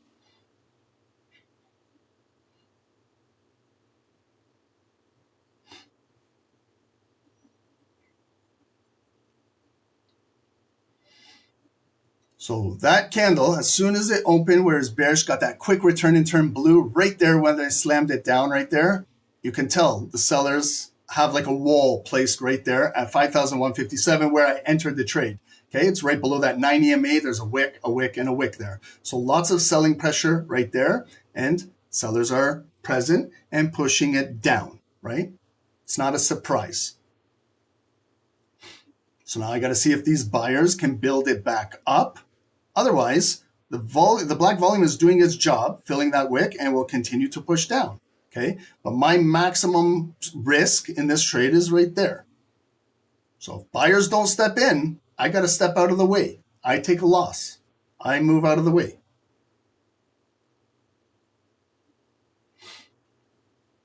Sometimes you got to allow the trade to develop. Okay, so I see it come down there. Buyers are returning back up. I'm not over leveraged, so I don't really have to get emotionally attached or panic while I'm in drawdown. I'm trading with 1% for my entire account to trade today, and I've broken this down into maybe 4 trades today, so this is 0.25%. If I lose this, I can maybe take another trade and get my slippage back. Otherwise, it goes against me as an L, and I got to regroup and figure out, what did I do wrong here? What did I do? I waited for that candle to close. I didn't buy these highs. I waited for the pullback. It came in there. I bought the pullback. Maybe I bought a little early. And I bought too close to Colmex, and I got to learn from it. You live and you learn.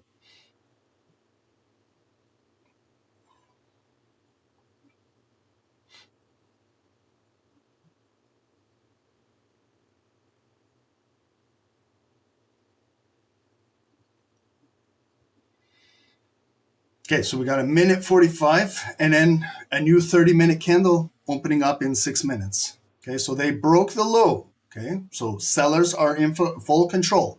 Lower highs, new lower low, pushing down in here. My maximum stop loss is right below this structure right here. I'll verbally let you guys know as soon as I get stopped out.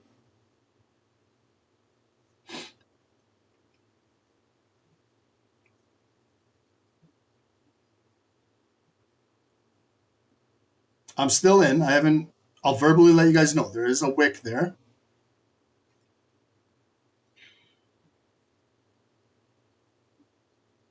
It's trading at 5,149.50 area. That's that psychological block. Okay, like right there.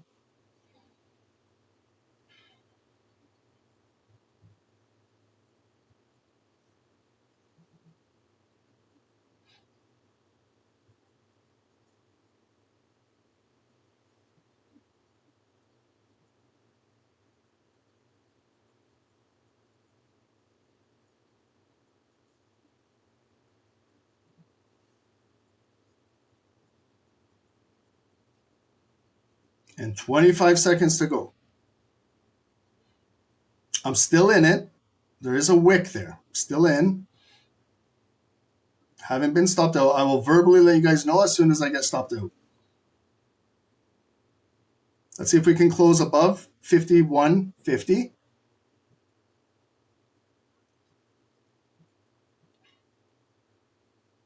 Okay, so it did close. It opened bullish ignited, coming right back up, but it's got a big uphill battle. Okay, so if this pushes down, that's it. I'll be stopped out. Okay.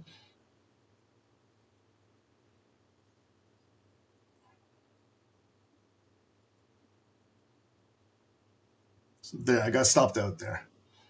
Okay, so took an L on that one, and just showing you guys, bought the pullback, and that's the result. Colmex market interrupted, all of that. So now this green is red. I got to wait for buyers to step back up and close it above there. Otherwise, sellers are in control. I got to look to maybe sell this location. Clean up my chart, take the loss, and continue to watch what's going on here. So we're right back in this consolidated phase where it was earlier, okay? There's a visual double top. So I tried to buy that pullback there, didn't hold. Bearish candle pushing down. Now the sellers are in full control. Hourly switch up started right there at 8 a.m. So if this closes below here, this entire structure, you see there was a wick, a wick, a wick, a wick. If this body closes, it still has further room to push down. And then it gets down to the hourly support, 5,136, and there's that 200 EMA. So will the buyers be located here? Maybe 50% of this candle would line up right in there, okay, if it gets down there. There's a good return wick. It could return back up and go back up, but then as it comes up, it could just come right back into that resistance and then push right back down. Okay, so to buy, I'm going to look to buy, again, above this zone right here. If the buyers can close above, maybe retest this, then take it up. I might entertain a buy back above here. If not, I might be looking to sell.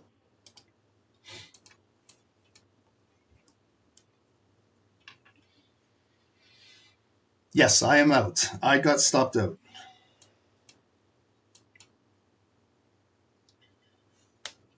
And then we're moving into 8:30, looking at the 30-minute candle. Okay, so 30-minute setup. There's a double top on the 30s. Okay, so if we're looking to buy, we got to acknowledge this 30-minute move. It came up. Right here, we're trading at the neckline on the 30 minutes. It came right back up there, 7:30.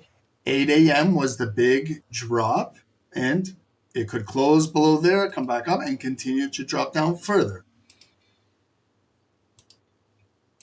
If it gets a good push up near the close, it could open bullish on the next 30 minutes.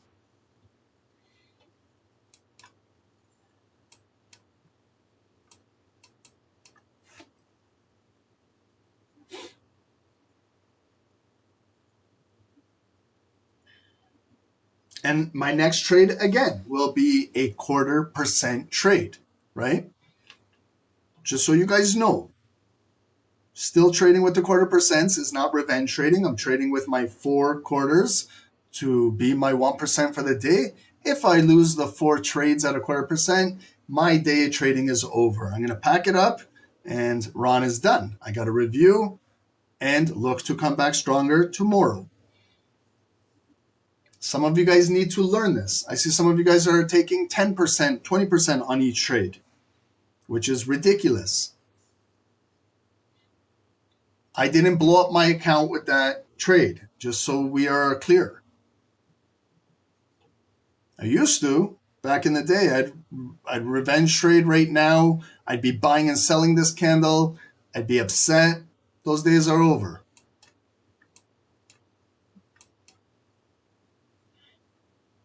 What did I do wrong on that trade? You guys let me know, okay? You guys know that it went up here, back down, went up here, back down. There was the first bar to continue to close above. It went all the way up here. I waited for the pullback to come right back into there, and I bought. But the buyers weren't there, right, to continue to take it up. So sellers are there, right? It happens. Just got in early, yeah. But again, I don't play the woulda, shoulda, coulda game. Okay, because sometimes it does come right down to that location and then it's right back up to there. And then I'm cashing out and getting my money. Okay, if I knew it was going to come all the way down here, I would have been patiently waiting for it to come down here. Okay, but yeah, you're correct. Maybe I should have waited. I don't know. I don't explain after the fact. Okay, I walk you through, was waiting there, didn't work out. I risked 0.25%. It is what it is, okay? If you're buying down in here, okay, let's see if it continues to work out, okay? I see a buyer, but again, I see we're still below 50% of that bearish candle, okay? So even if you're buying down here, sellers could still continue to push it down. This is a downtrend. The hourly is bearish. We're now going against the trend. Even though it's still in an uptrend, like from here, still holding here, it could continue to go up. Absolutely, you're correct. But it could just, come up here and then push right back down. Okay, so right now it's building back up. Okay, so what I'd like to see is buyers close it back above this location, right? Then it shows me it went in a deeper liquidity grab for COMEX. Told you guys, COMEX has bigger volume. There it was, 820 and 825. I don't like being in trades prior to an exchange opening up, but I went in early at 810. I understand that. That was probably my mistake. If I waited now for COMEX market, 820, 825, I could have possibly been in a buy on this candle, okay? But it could continue to push down and then put me in drawdown on that buy. So now I know we're still trading in this consolidated box. Have the buyers closed above here? No. Have the sellers closed it below here? No. So we could just be inside here now. So now I got to wait for another trade, another setup. Maybe gold is not working for me today. I got to maybe switch over to Dow Jones and take a trade off of that. Otherwise, let's stay with it and let's see what happens. We're now opening up 8:30, new 30-minute candle.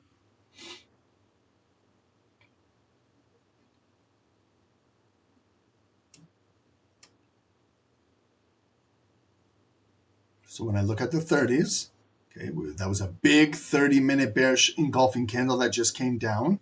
And now it's kind of building itself right back up, but it's got a long distance to continue to fill that big bearish 30-minute candle. So I'd like to see what will happen here at this zone. Okay, I tried to buy off of that, close below, so it could be a red zone. The 9 EMA is right there. Can the buyers close above it, or will sellers continue to push it down?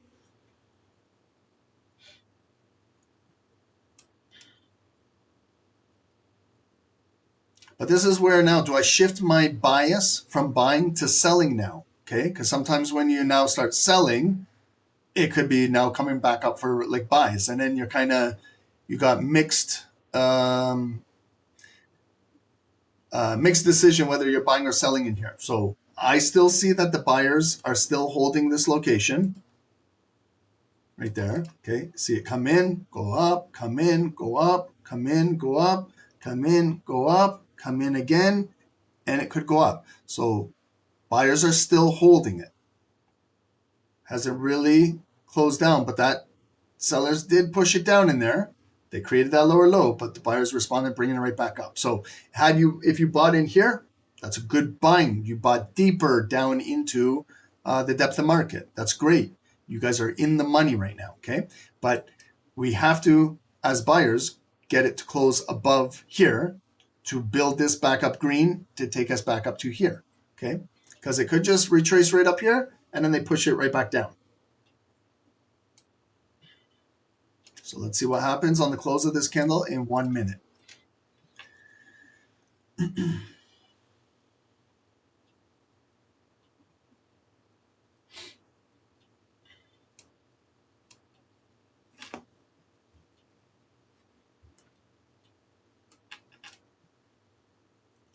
And then close to 9 a.m., I'm going to do a top down on US 30 and get us ready for Wall Street. And then take a quick 5-minute break, and then we'll watch Wall Street market open with both of the securities.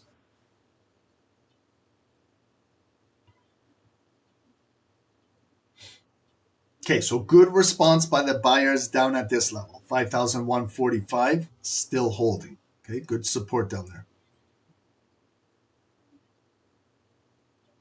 Okay, here's the close. Okay, so did it close above there? No. Okay, so sellers are still here. If it comes down, will it at least hold 50% of that volume? Maybe catch a higher low, or will it be coming all the way back down, maybe double bottom and build itself up? So this is the kind of neckline we have to break today. Okay, that's where I tried that previous buy and it failed. Buyers now are bringing it back up from deeper depth of market, and you can still see how that red zone is still holding with sellers there, okay? Now it's a black candle coming back down, testing 50%. There's the wick holding, okay? So now buyers should traditionally fill this candle back up, break that high, and then have an impulse breaking through here. There's the, see, cut, 50% holding, flip the candle. Now, should I buy this candle and hope for an impulse breakout? No, I don't want to do that. Why? Because I already took a loss. Now, my next trade, I don't want to do an impulse trade, because then it could just impulsively break and then go right back down. Then I'm right back in and draw down again. So I'm going to wait for confirmation to see if the buyers can technically close above there. Will I miss out on a potential impulse break? Yes. But if if this was my first trade and I didn't take a loss, maybe I could be a little bit more loose with my trading and take that. But not after you take an L. After you take an L, now you got to be ultra conservative. You guys understand that, right? Or like when you take a loss as your first trade, now you really have to decide your next trade. You should be looking for a high probable setup, right? Trading on an impulse candle is not a high probable setup. So what's high probable? Wait for volume to close above here.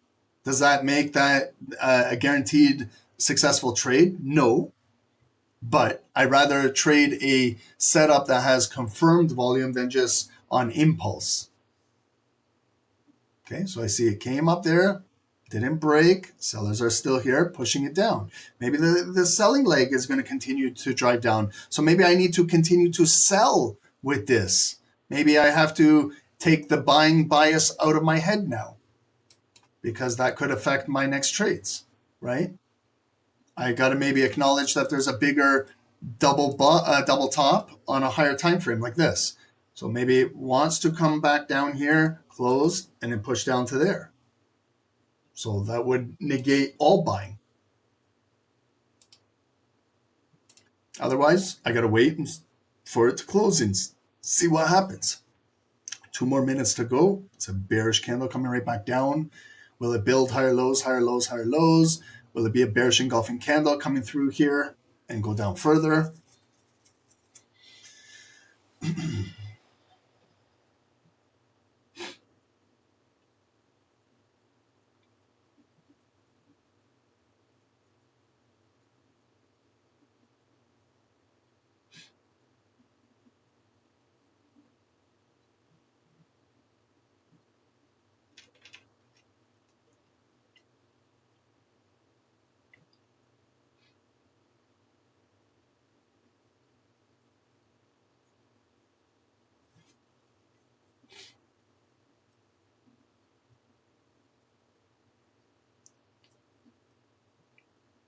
But you notice how that same zone is acting as the resistance right now.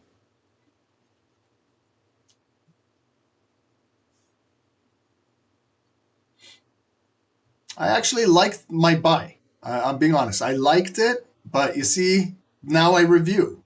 815, that was a nice bullish candle that came up right there, closed above. But as soon as 820, COMEX, it was a bullish candle. That could have been the one that was full of bullish volume and break up here, and I would have been loving the trade and got my money out and made some money. However, 820, okay, COMEX, they locked it down. There's nothing I can do. I don't control COMEX. I'm not the commodities exchange. But when it came up, you can see there's lower highs, and they brought it down, and they continued. And then at 830, it's coming up, but it's failing right there again. So you can see where the resistance is, okay? So I'm going to wait now to see if blue volume can close above there. If I have to wait all day to see, okay? Because right now it's still selling pressure. The sellers are there. They're holding it down there. And that was from COMEX, okay? So maybe I need to switch my bias and sell with this momentum. Okay, but if it comes down, could come down back into that green box and get a wick and go back up. So do I wait for black volume to close below here? Or do I just sell this candle right now and just hope that it fills these wicks and drops?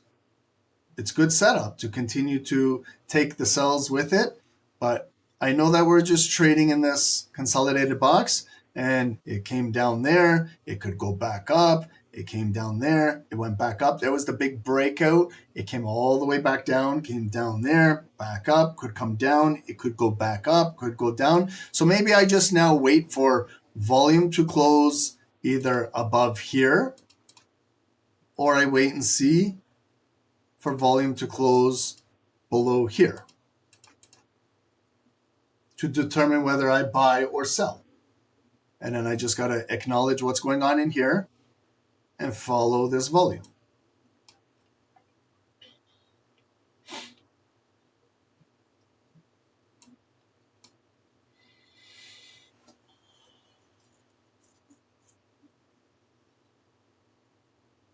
It's a sell, then hit the sell button. Go for it. Hit the sell button. If it's a sell, sell. You have the momentum. I agree with you. It looks like it could push down, but it's got to fill these wicks and close below there, okay? But it could also come down black and fail to fill that wick and then come back up. So if you sell, sell. Go with it. Just don't over leverage. Don't over risk. That's it. And then if there's buyers that are buying, same thing for you guys. Don't over risk. Don't over leverage, okay? We're still in this consolidated zone. Yes, buyers are buying, sellers are selling. Over leveraged traders are panicking in here. But I'm going to continue to wait and see what happens above here or below here. While it's building in here, I'm continuing to watch. That was a big black candle that came down, higher low, higher low. So buyers are building it up. But we have lower highs and lower highs. So we're in this shitty trading zone. You're in a 5 lot. Wow. That's no joke to be in a 5 lot in this zone. 5 lot is $50 per pip. God damn. Got money bags over here. I hope it works out for you.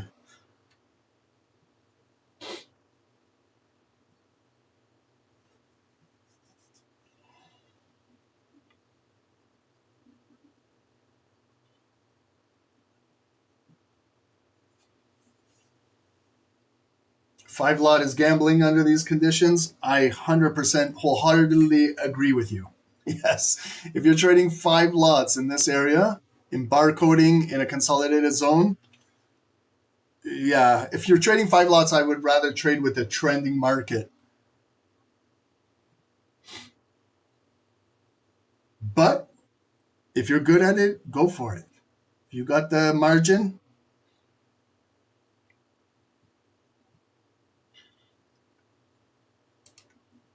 just on a range on a candle like this, it's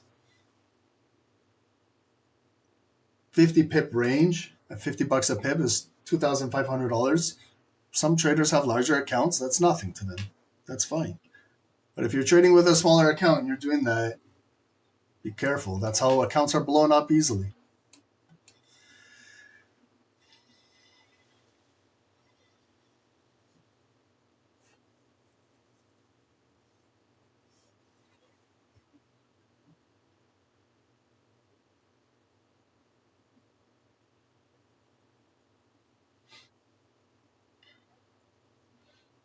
Can I explain turtle soup? I have no idea what turtle soup is. I had chicken noodle soup with the kids yesterday for lunch. I can explain chicken noodle soup. There's some chicken in it. There's some noodles, some carrots, some celery. It's really good if you got a sore throat. I don't know what turtle soup is, but I know what chicken noodle soup is. It's good to eat if you're not feeling well.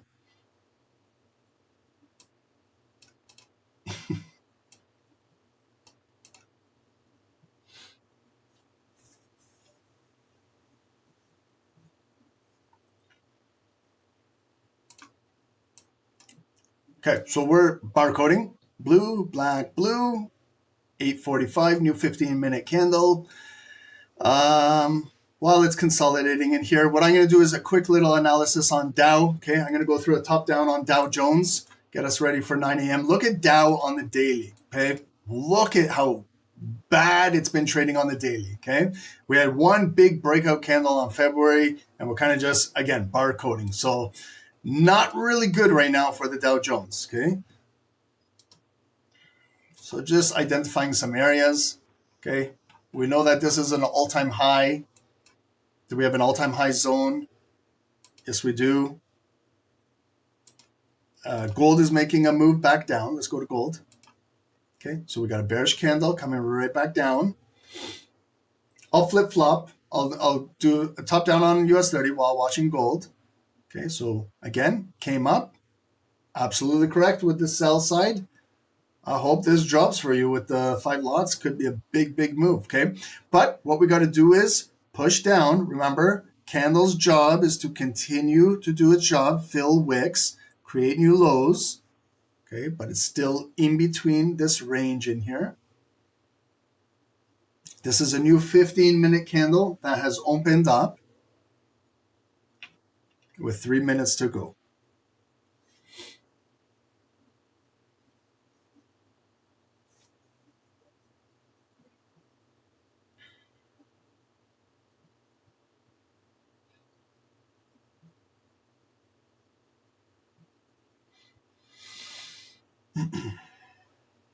And we're trading right around that psychological number, 5,150. Okay, there's going to be a lot of buyers and sellers at this location. Why? Just because it's a psychological number. A lot of transactions will occur there. There will be buying and selling. We have now the FOMC speaker, Waller, speaking right now. It's not Powell speaking, but we do have the FOMC's speakers throughout the day talking about monetary policy in the U.S.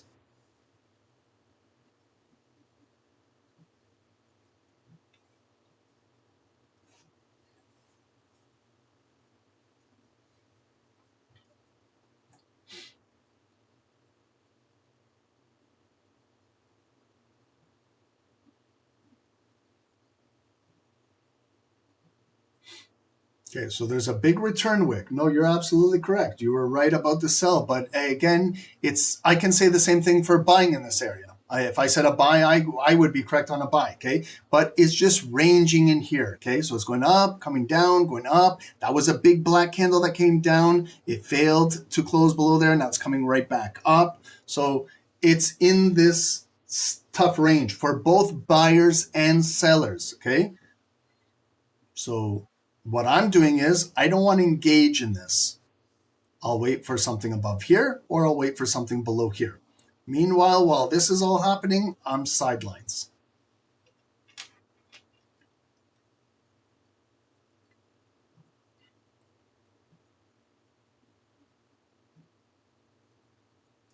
We got 60 more seconds to go on the candle. So sellers are still pushing it down. It's barcoding blue, black, blue, black. It looks like it could be a small little double top in itself where it just comes up, goes down, comes up, could come down, right? So sell side is correct. Like we're moving down, but we got to get it kind of closing below these wicks, maybe below that zone. Maybe we'll come up, retest this, then the big drop. But there's still buyers here. We have to acknowledge that. They're still here. They're showing us with the wicks. We're 10 minutes away from 9 a.m. It could change up everything. Momentum could change just like it did right here at 8 a.m. When it was coming up, 8 a.m., changed the momentum coming right back down. Now we're down, we're consolidating here. Maybe going into 9 a.m., they could push it right back up. Okay. I just know that this is a difficult area to trade just by looking back over here, looking back over here, and where we are right now.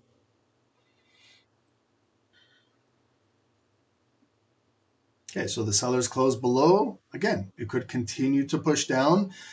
Reminder, sellers need to fill these wicks, close below, okay? But this green zone down in here, it's been tested multiple times since 4:30 a.m. Eastern, okay? Came back, retested 5:30. Came back and retested 6:20. Came back and retested 7:25. It came and retested right there at 8:25 on COMEX. And it showed a lot of support, okay? But we are coming down. It is coming down with lower highs, some black volume. Sellers are in the market. So if sellers close below here, yes, indeed, it could continue to drive down, okay? But it's still holding and consolidating and barcoding in this area right here, okay? So maybe things will start to move going into 9 a.m., the new hourly candle, in about 9 minutes time. Okay, so I'm just going to continue with the Dow. Okay, so that's our all-time high supply. Do we have like a good supporting zone that I can see right now? Yeah, like if I just go with right there, I can see that big bullish candle. We've retested it 1, 2, 3, 4 times. So I know that there's good support on the Dow right here.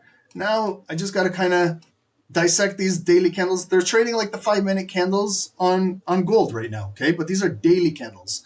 So there's a big bearish candle that came down. Can I at least cut that in half? Yes.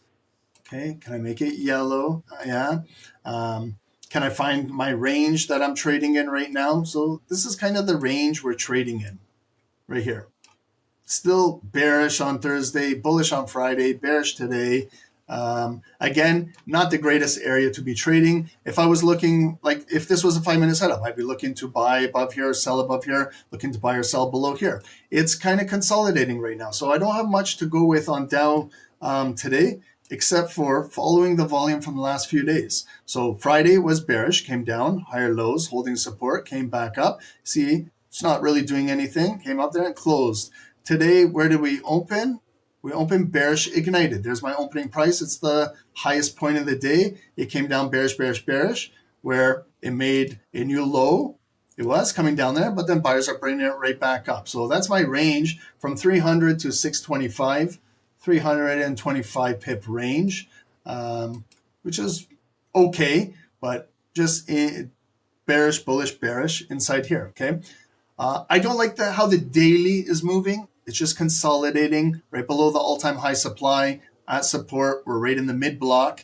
If I look on the hourly, maybe I can see a little bit more what's going on hourly. Okay, big shitty trading on Friday. Okay, then we opened up Sunday night, pushing down. There it pivoted right at midnight. It came back up. So do we have hourly a pivot in the market? Yes, we do. Right there, white line. Look at the number, 49,500, and pushing back down. Okay, so yes, if we look on the hourly, up here, lower high, big liquidity gap with lower high. But we don't have sellers closing it below here. There's a wicks, no sellers closing below. We're coming right back up bullish, okay? So it could be building as a one bottom. There's the neckline today on the hourly. There's could be, like a double bottom. That's a higher low pushing back up. Maybe Wall Street, it's bullish and we're breaking through here. Okay. Could come up again too. Maybe fake out and come back down and just continue trading inside here. If I look on the 5 minutes, okay, there is some nice scalping moves. Big sell-off coming from Friday. Okay. Found the bottom, pushed up. I can see our high 615. So if I'm just looking at my 5 minute high, it's like right there. I can see that there's good 5 minute support being built right here. Okay. And then maybe I got to wait for something to come back down, maybe a double bottom, protecting the lowest point of the day, come back up, or we continue with selling pressure. It comes back down and we're selling down and we're breaking down. Okay. If I want to kind of get this entire move from up here all the way down there and find like a fib retracement, you can do that as well. There was the highest point right here. Bring it down to that lowest point. Okay, I know my first one should be a 236, 23% retracement. So I got to reverse my function here. So there is 23.6, 38.2, there's 0.5. So you see when it traded right at the 618 today from this full retracement, that's where the sellers are pushing it down. Now it could be building right back up. But this entire zone, like right in here, if I want to go from get that 618, 0.5, right in there, I could even bring it down to that 382 if I want this full range from all the way back here and make it red to illustrate that sellers could be in there. But it's a large zone. So maybe it's a little bit too big. So I keep it right there with the 0.5 and 618 right in there to let me know if it comes in here, it could go back down. Buyers close above here, we could be breaking out and going to the upside, okay? So we'll revisit this more into going into Wall Street, okay? 9 EMA, we're above the 9 EMA. 200, we're right at that 200. Could be a considered a bullish crossover. If the 9 crosses above the 200, we could continue to push up. Just acknowledge that there is this red zone above us. And then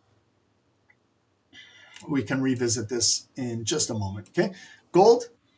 So I noticed it was a blue candle, came right back up. They pushed it right back down, closed as a bearish pin bar.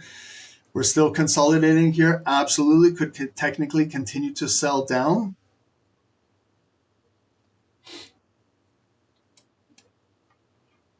But still trading in the zone. And now we're about 4 minutes away from 9 a.m. New hourly candle will come in the market.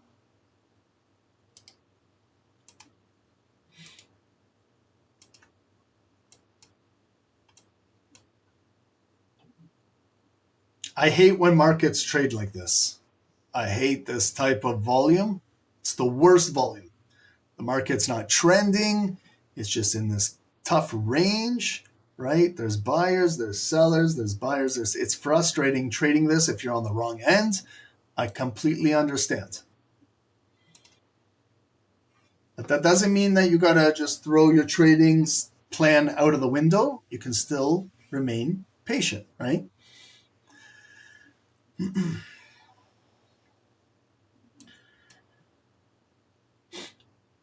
Okay, and in about five minutes, 9:05, we'll take a quick little break. If anyone needs to go to the washroom, grab a drink, come back, and then we'll get ready for moving into Wall Street. Okay, so sellers are still pushing down. Let's see if they can fill that wick and drop for a new low. Let's see if this will be the first volume closing below this structural area since 4:30 a.m. Eastern back over here.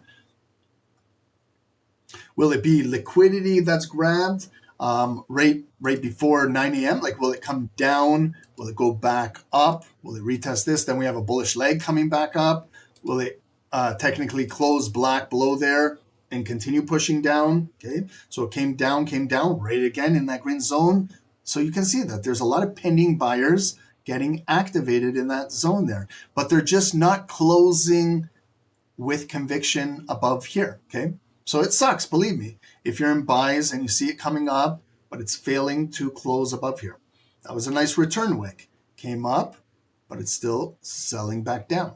90 seconds to go. Okay, so sellers could continue offering this bar and bring it back down and close below here, and then continue falling through here. Okay, it looks like a big M pattern. When you look at the overall, it looks like a big M sticking right at us. This huge green zone is the neckline.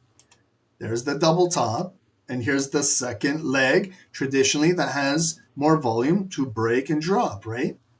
But so maybe what we want to see is volume close below. Maybe it comes back up. We flip this green to red, and then gold starts selling back down, right? That's a possible path. And for those that are selling, that could very well happen. And for buyers, just know that that's what you're buying against, right? So I'd rather let all this shit happen down here. If I want to buy, maybe I want to continue to look for buys above this neckline right up here.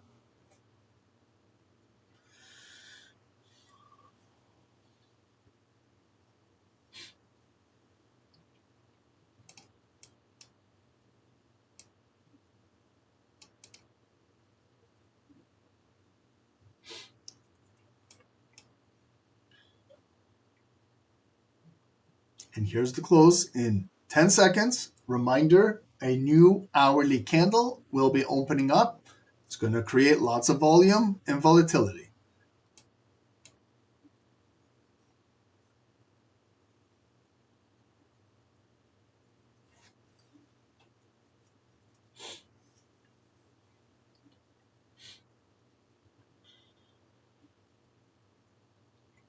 If you want to cut down that bearish volume right in half, cut it down. Okay, maybe 5,148 is still going to be our resistance.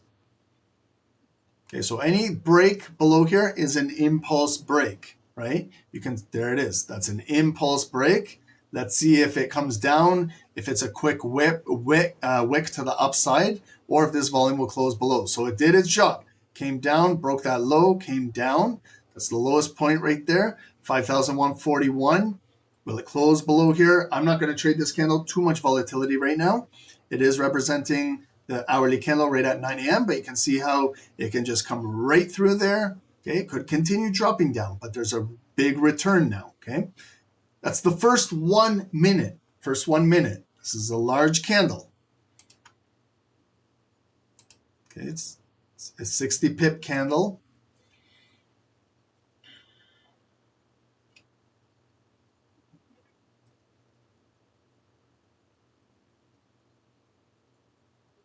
Okay, so there is a return so far, coming back up as a bullish pin bar. But we want to see it push up, or will it come back down? Okay, so this happened to me in that earlier trade, kind of like this, where it came down, back up, and then they followed it with a big bearish candle coming down. Okay, so could continue being bearish on the next bar. Let's see if the buyers can close it back above this green zone.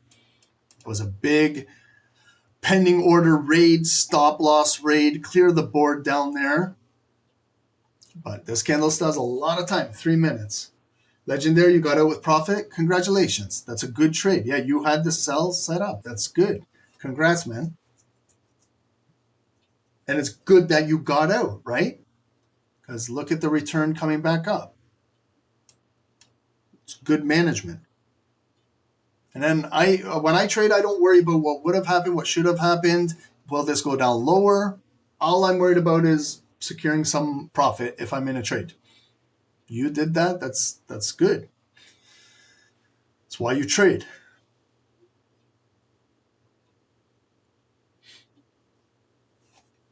Okay, but let's not fail to understand what's going on with this candle. Okay, so you guys saw it open bearish ignited 9 a.m.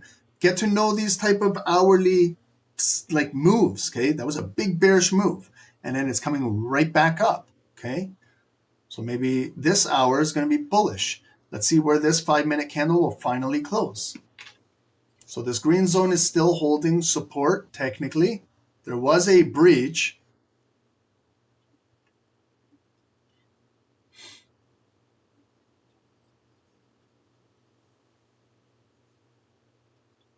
A lot of you guys are saying it's bullish. I agree. It could potentially be bullish, but it's still bearish. Like we got lower highs, and a lower low.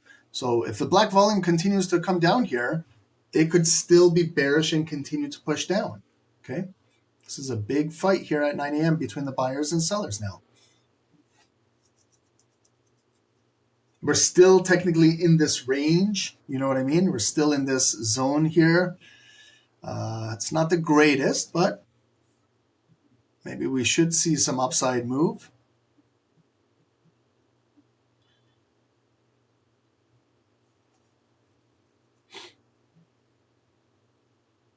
And you got kind of the spin top indecision candle right at this green box where we have a huge double top, but it is building. Maybe to continue with this uptrend that was already built earlier today at 4 a.m.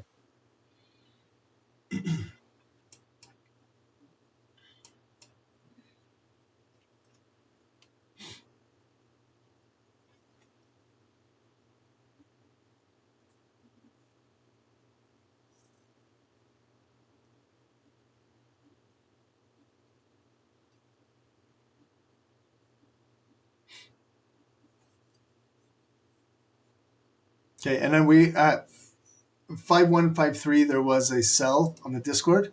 I didn't see it here. There was a sell 5153. So if you got it, there was that quick drop.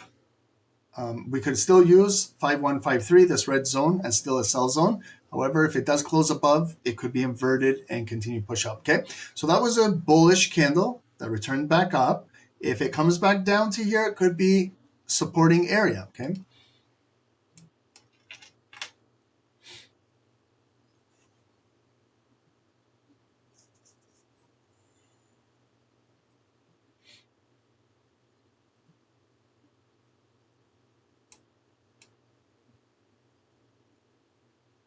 Junior, this is a clear double top. I agree. Yes, it is a clear double top. We can visually see that. One top, there's the neckline, double top. There it is. Okay. But you guys know that we need selling volume to close below here so that we can make that supporting zone for the M top be the resistance to continue to push down, right? I think we're all in agreement there. But when that candle broke at 9 a.m., it did break that low, but the buyers brought it right back up. So now it's holding support, okay? So it's still in this consolidated zone. But yes, technically you are correct. There is a double top up there pushing down, but the selling volume did not cooperate and close below there. So now the buyers are bringing it right back up. But this is where it's been struggling, this location, right?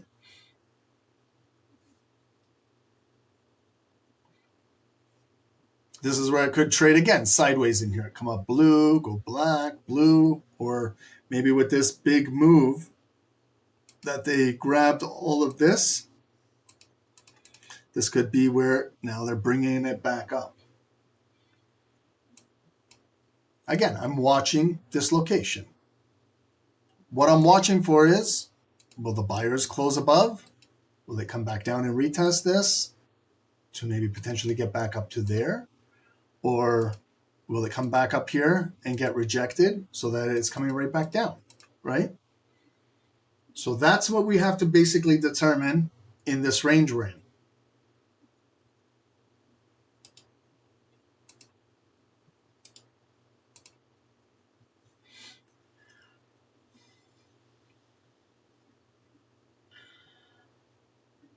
And just a reminder, guys, for sellers, there was a lot of you guys that were selling, right? And some of you guys got your money and got out. Okay, if you did that, that's the right thing to do. But if you didn't, you see it broke, and then there was a bullish engulfing candle, and then now it's back up here. So basically, you gave all that money back to the market. Okay. So yes, I understand that you guys are selling double top. You had the break, but it's also nice to take some partials out and watch what happens. Okay. Same could have been said on a buys up there, buy leg right up there. If you didn't do anything, things like this can happen. We're all traders. We understand this. Hopefully when you're trading, you're trailing your wins. You're utilizing some sort of plan to protect your profits. And you should have a plan also for your stop loss. And just don't over leverage.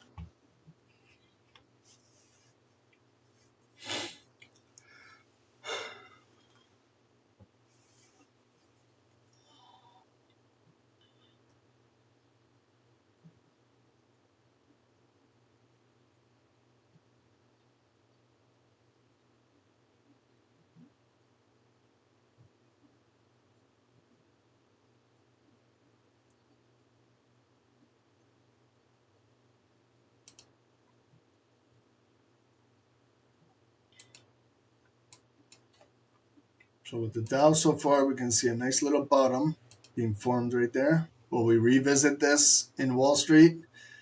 We'll take a look at this.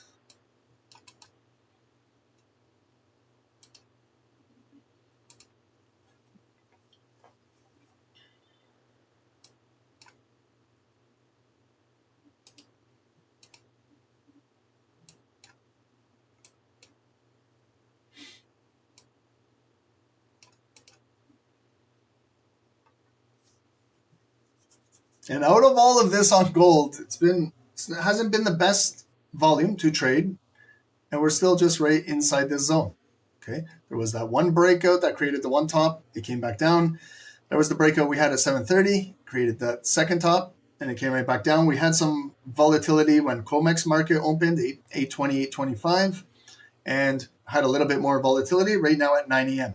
Okay, but we're still trading right in this zone. We're right at that 9 EMA, hopefully we understand that gold is not just going to trade in here all day. It's going to either make a move to come back up here.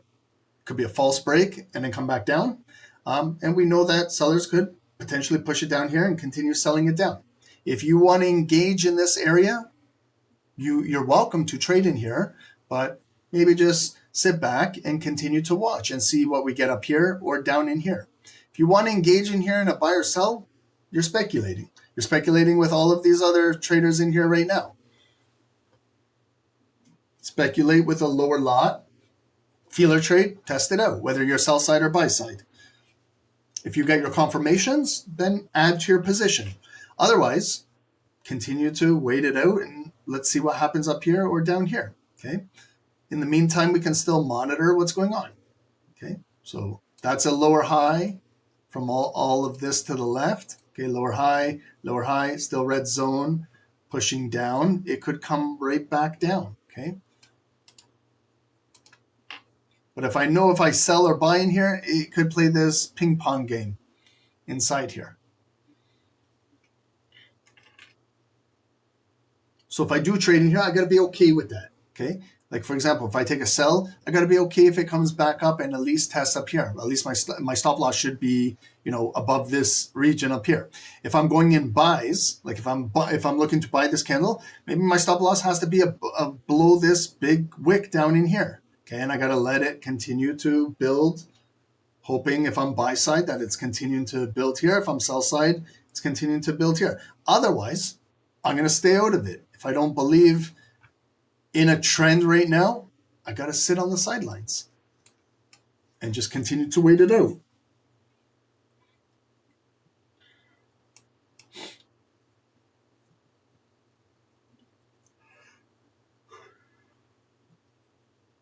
M1 is reversing. Yeah, sometimes M1s, yeah, they are reversing. So these are minute ones, 1 minute candles, came up, back down, down, back up, down. Okay, there was 9 a.m., big liquidity grab coming right back up, pulled back, holding, continuing to drive. Okay, so 1 minutes are looking strong.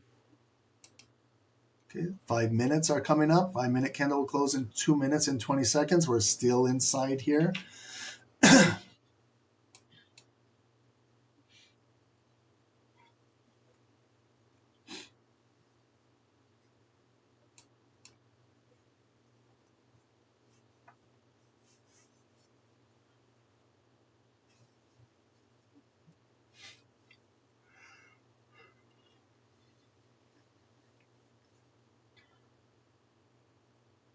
Okay, so we have a strong return right back up to this area, which was a previous resistance, momentarily turned into support where I took that buy, but failed at COMEX, okay, and came down deep down, all the way down in there. Now it's coming right back up to this resistance again. Will it close above and momentarily make this support again, or are sellers positioning themselves here to continue to push this rally down? It's going to close in 1 minute and 20 seconds.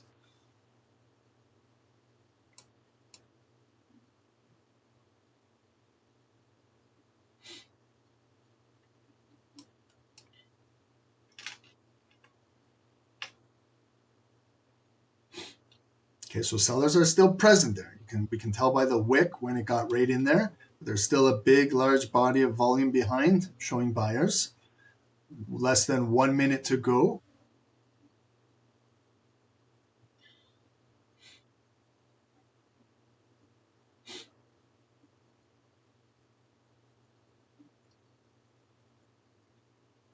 Gold is boring, I agree. Trading can be boring. Not every day is trending. Trading this type of volume will really test you. It's okay to walk away, come back in another hour or two. It's okay to look at a different security as well. If you find that it's trading like this, you don't have to force trades. Okay, be selective with your trading. I'm trying to keep us entertained because we're on a live call.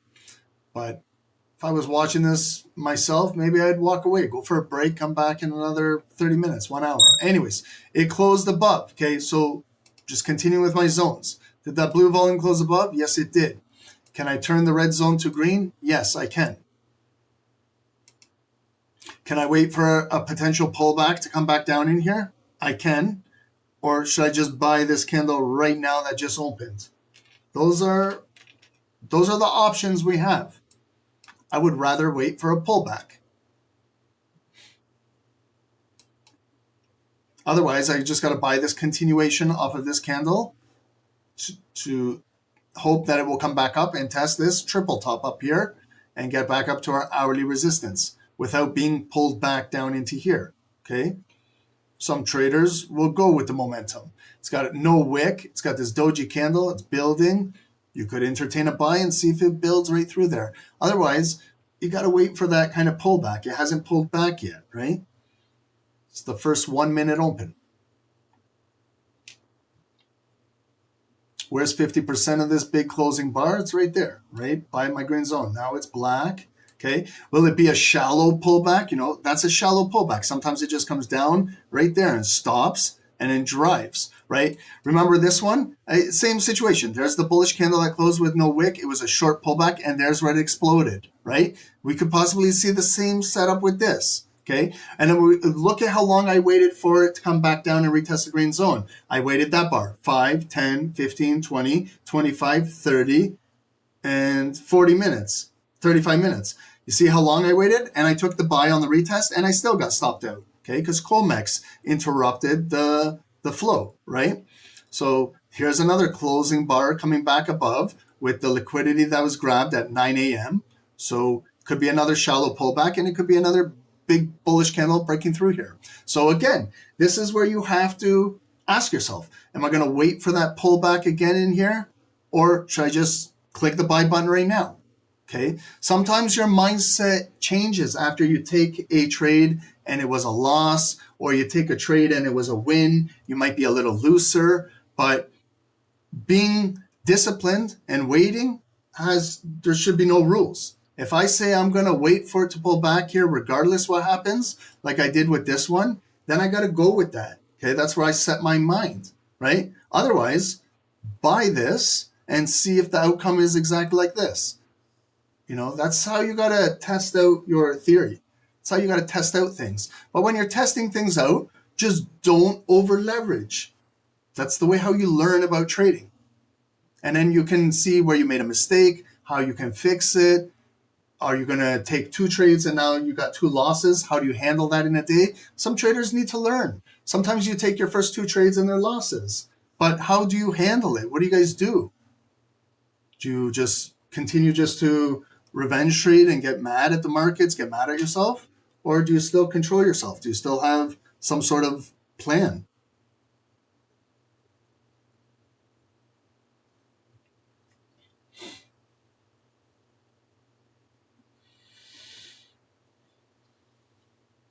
Sometimes your previous trade dictates your next trade, whether it's a win, a loss, a break even.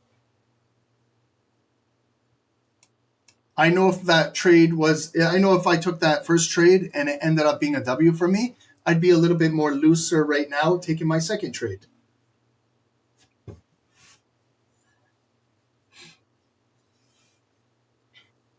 Maybe I would have bought this candle without getting the retest. It's just your trading dictates the way how you continue to trade. If you start off right off the bat with a couple wins, you could carry that momentum, be a little looser with your trading. If you start off with losses right away, now you're more conservative. Now you're more reluctant to take a trade because the fear sets in. The fear of taking another loss sets in. That's the mentality and the mindset and psychology of trading. I know some of you guys say, Ron, it's not important. Don't talk about that. Worry about the candles. Someone told me that on last week's live. So maybe I shouldn't be talking about this. I'll allow you guys to figure that out. Okay? Maybe you guys need to figure it out and not me talk about it. Because not everyone has the same type of mindset. Everyone is different. But you guys will figure it out. One day you're going to take a couple of losses and figure out how your trade is after. Some days you guys are going to, right off the bat, you're going to take wins. And you find you're a little bit more looser with your trading that day. You got more confidence to take maybe some like impulse moves or shallow pullbacks. But I'm going to continue to wait for a pullback down in here. Or maybe see, there could be selling at a triple top up here. Okay, there's one. We're in a big range. Like, believe it or not, we're still in this bigger range, okay? Yes, we did break out of this consolidated zone, but when it comes down here, it goes back up. There's the double top. When it came there, everyone was saying sell. It's going to break down. Yes, there was a sell, but it didn't close below. Buyers gobbled it right back up, and now it's coming right back in, okay? So what happened to all those sellers that were saying it was going to sell there? It was a perfect M top. I agree with you, but that's not how, like, that's a pattern you recognize and you see how it didn't work out.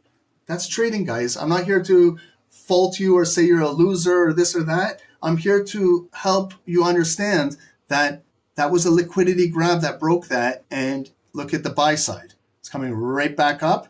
Okay, so are we going to break out for a new high now? Look at the big W now, what I've got pronounced. Or is it going to come in here and be like a triple top and we'll come back down like this? And then if it's coming down, I'm waiting to buy that pullback right there and then take it back up again, just like I did on that situation. But you see, it didn't work out right there. Why? Because maybe Colmex opened right at 820 and took it down. Okay, because there was buyers pending down here. So the market wanted to come down here, pick up the bigger buyers, grab that money in order to take it back and break through here. Okay, so actually study too, guys, when you guys are trading, whether you're winning, losing, break even, whether you're just watching, you're on the sidelines, just study what's going on. What happened at certain times? When did they break out? 9 a.m., hourly candles. When did they get me out? Was right at 820 Comex. All of these things. So now I got to use this when I trade tomorrow. I got to be careful trading right before Comex. Maybe I should have waited. But it's all hindsight now, looking back. You know, but that's how you learn. I'm just trying to tell you guys, when you're learning, Doesn't matter how many years you have in the markets. You can have 5 years, 10 years, 20, 30, 50 years in the markets. Every day, every candle is a new learning experience. There's news that comes out on the fly. Donald Trump is talking. There could be a potential war happening. There could be a missile that goes off when we're trading gold in a live candle. Shit like this happens. If you guys don't understand that, then I can tell you guys got a lot to learn.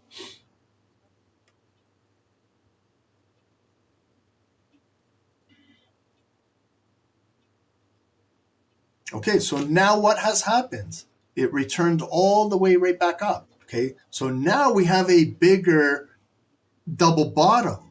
Okay, one bottom, there's the neckline. Second bottom, liquidity grab 9 a.m. There's the double bottom. Now we're coming right back up here. So same thing. Will they break it out, come back, retest this? Maybe we're going to the daily high. Is it going to be a false breakout and come back down? I'm looking to buy the pullback right here. However, a better pullback is down in here. I could have said the same thing with that buy I took there. It's all hindsight. I took that buy, but looking back, it would have been a better buy down there. Okay, if I knew that, obviously I would have waited down there. Okay, I could say the same for this setup. If it pulls back, that could be a buying. You're buying the higher low. You're buying that resistance turn to support. However, if it comes down there, the better buy is down there. Okay, and then if that doesn't hold, I could tell you the better buy is down there. Okay, these are all discounted areas. The deeper you go in depth of market, but sometimes the pullback is right there. Okay, I go with the most recent pullback.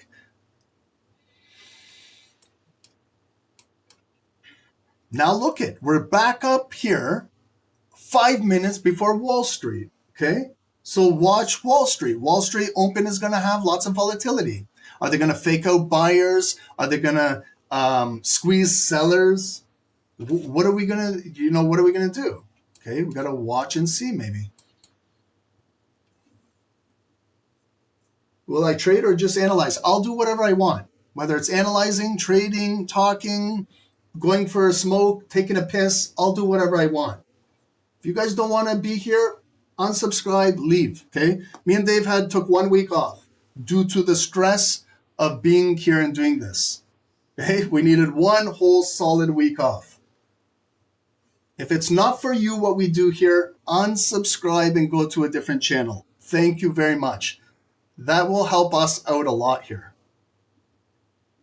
If you're not learning here, go to another channel. If you want live trading, go to another channel. We'll trade. You saw, I took a trade. I got stopped out. I'm here to trade. I'm here to... Anyways, don't want to get into this shit. Because that's why sometimes I'm going to have to take the YouTube comments off. Not for you guys. You guys can chat amongst yourselves, but I just don't want to glance at what's going on in YouTube. Because sometimes you guys are spamming and it just ruins the flow of the stream. But you guys do what you got to do. I got to entertain the guys on Zoom. You guys, please, on Zoom, talk with me. Chat in the Zoom. Okay, so I'm just giving you guys a heads up. We're 5 minutes going into Wall Street. For some of you guys don't care about that. All you guys are worried about, should we be buying or selling? You do what you want to do, okay? I'm just telling you, Wall Street market is going to open and there's going to be volatility, whether we're trading Dow Jones or gold. Okay, it's the first open over the weekend. The stock market is opening up.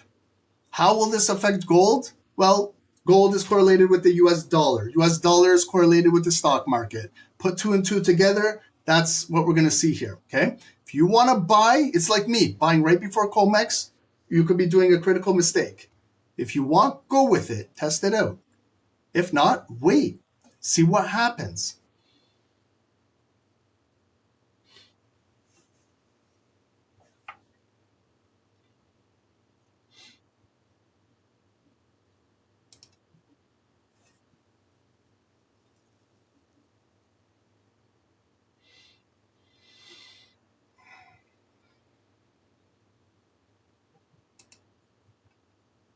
And over here is Dow. You'll see me flip-flopping from the Dow and gold. Okay, Dow is still building. Gold is building. Beautiful double bottom. Okay, coming up. We're at our resistance. You guys understand, like, like right up there is the previous 5-minute high, 5,170. That's our daily high, 5,175, the purple line, not too far away, but things can change when market opens. Okay. I don't want to trade right now, 2.5 minutes prior to Wall Street, because I made a critical mistake when I took a buy right before COMEX. So I don't want to do the same mistake over. I learned from my mistakes.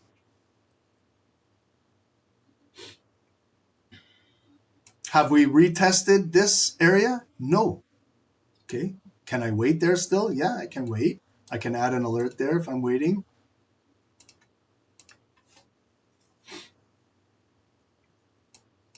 Can it just open bullish and go? Absolutely. If that's what you like, go for it. Otherwise, wait for 5 minutes to close. You might miss out on some big impulse moves. I understand. I know how it is. I'm a scalper. I like scalping the 1-minute candles. And believe me, I miss out too on some impulse moves.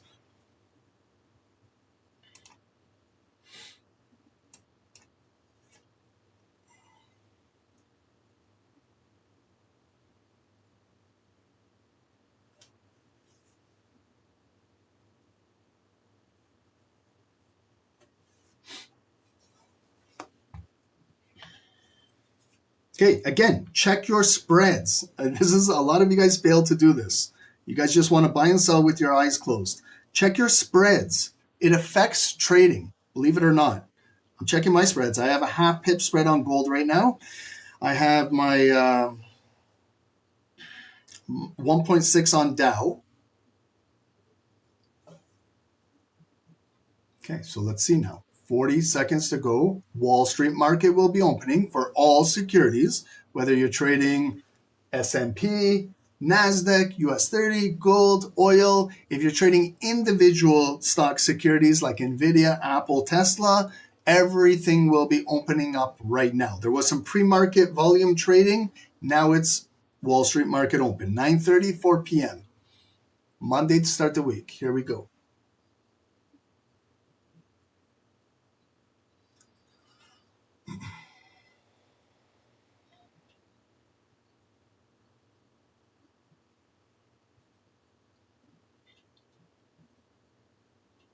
Okay, so I'm just going to continue to go through. Did that bar close above the red zone?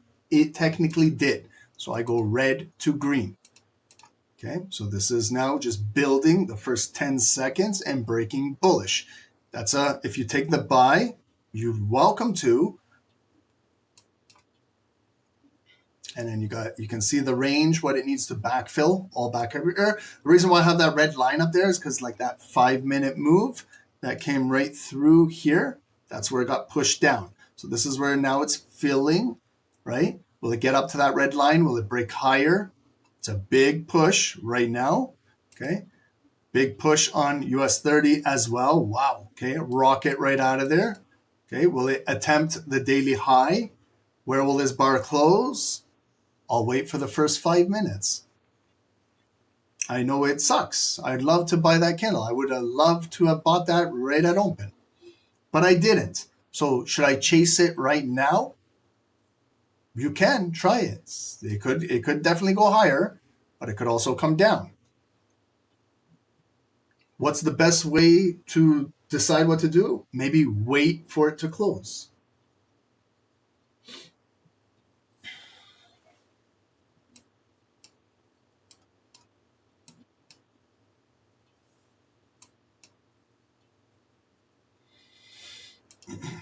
Wow. Okay. So Dow right out of the gate, pumping right through there. Okay. So look to the left. There was a 5-minute resistance right above that previous daily high. It's got above it. Like there's where there's a wick, and a wick. There was a previous triple top in the market. Okay. Higher time frame, hourly, right up there. See what I just did? Wicks, wicks, wicks. There it is. Almost right now at that Wall Street market. Holy shit, okay, that's a big body candle. If it closes with this much volume, that's a great candle to find the point of control, cut it in half, figure out, and see what happens today. Okay, same with gold, breaking out. Has it came back, retested this location? No. Does that mean that there's no pending orders building there? Has it retested this location? It hasn't. Is there pending orders waiting in there? Absolutely there is, but the market has not came down to pick them up yet. Okay. I'd like to see now is going to break the daily high. Unbelievable volume right now.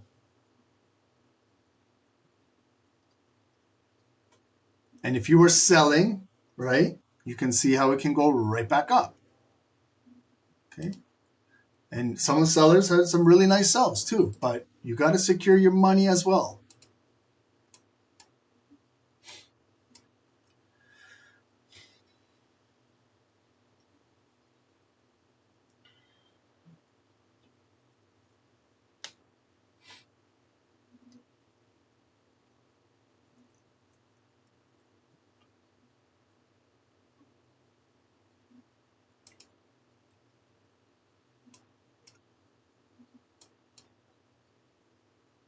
Okay, so that was as high as it came, almost to that previous resistance, right back over here. I was looking on Wednesday, right at market close, and there's Thursday, right before London. Okay, so came up there, still big volume, still in the bar left. Gold still has nice, big, strong, bullish volume.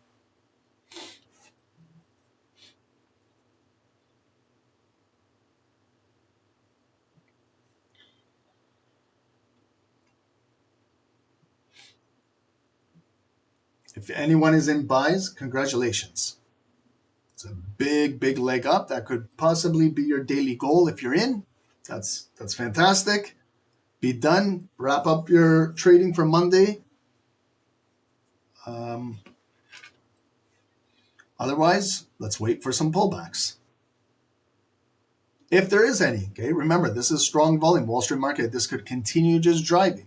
So are you prepared to just buy the next candle? Measure the size of this candle, just so you know, like stop loss placement. Okay, these are, remember, gold has had some serious like 100, 200 pip candles. In 5 minutes, this is a 90 pip candle. So it's not too bad. Remember, sometimes we get 200 pip 5-minute candles. So you can see that the volume is kind of a little lower, but still big volume.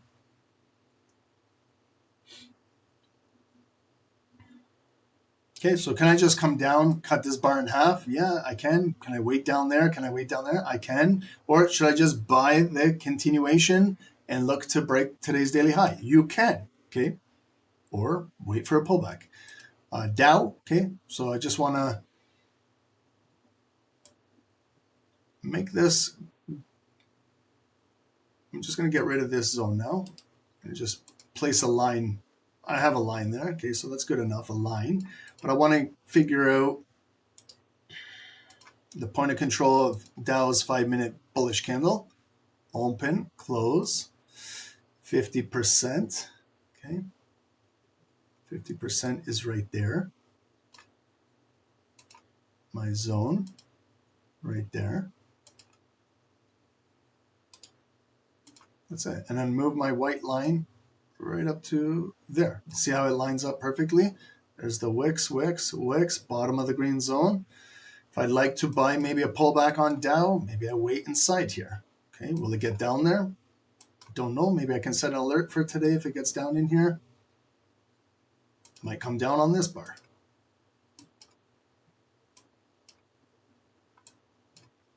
Okay, and gold. Okay, gold is still driving.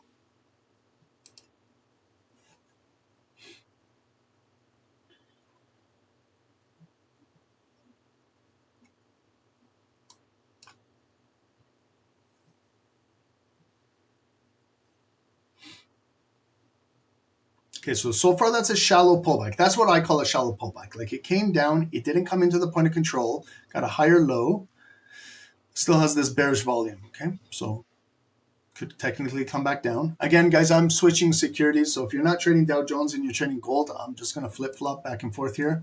Gold broke today's daily high and continuing to move, okay? So above the purple line, what do we have? When was the last time 5-minute volume traded? But I don't have anything on 5 minutes. I go to 15s. Okay, I can start to see where the 15-minute volume was trading above this purple line. Okay, is there any points of structure I can look at? There's some wicks right there. There's some bodies. There's like a big bearish 15-minute candle, and it already returned to about 50%. So it's 5,200, right around there, 5,200. I could utilize that now on my 5 minutes. Okay, there it is, that white line, 5,200. If it's got enough to get up there. Not in just one single candle, but maybe it closes above, retests this, and continues to get up there, okay? Gold is extremely bullish right now, okay? So I'd like to wait for a pullback down in there. I don't have it yet. US 30, shallow pullback, still holding inside here. Has it came back inside here? Not yet. Will it come in here? Possibly. Or will it continue to run for a new high? Possibly.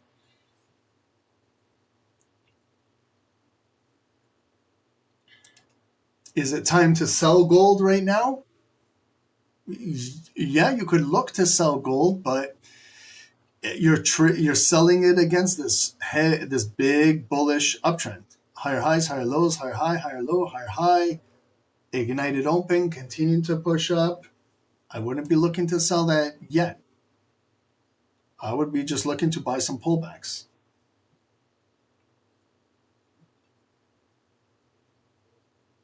Okay, so Trump now is talking. Okay, so on top of market open, we got Trump.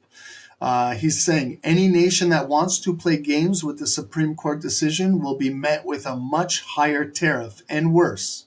Okay, so anytime there's tariff talk, markets move.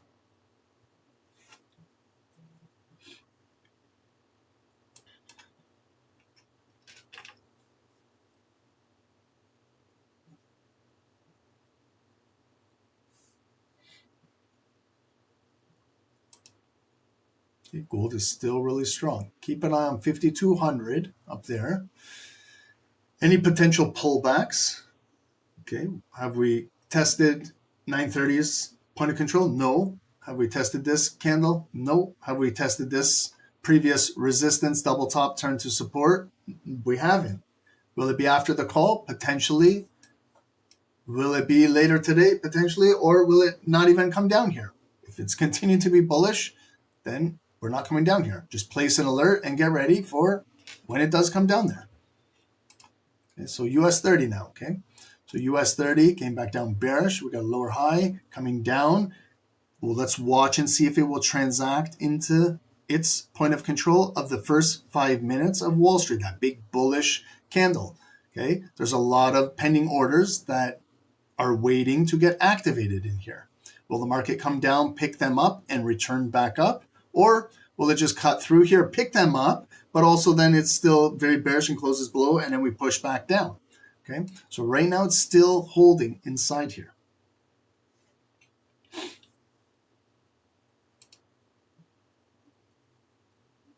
Gold is still very strong. Closed at the highest point, okay? So it didn't close with a wick, it closed at the highest point. So if it's a shallow pullback on gold and picks up wick, it could definitely continue to break and go higher.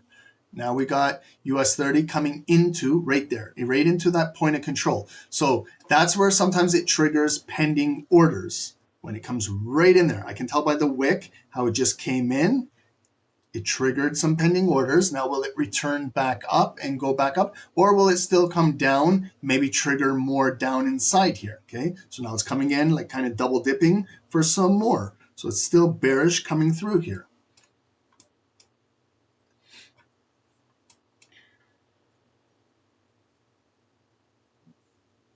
Okay, and then the bottom of the point of control zone is right there. The 9 EMA is right there.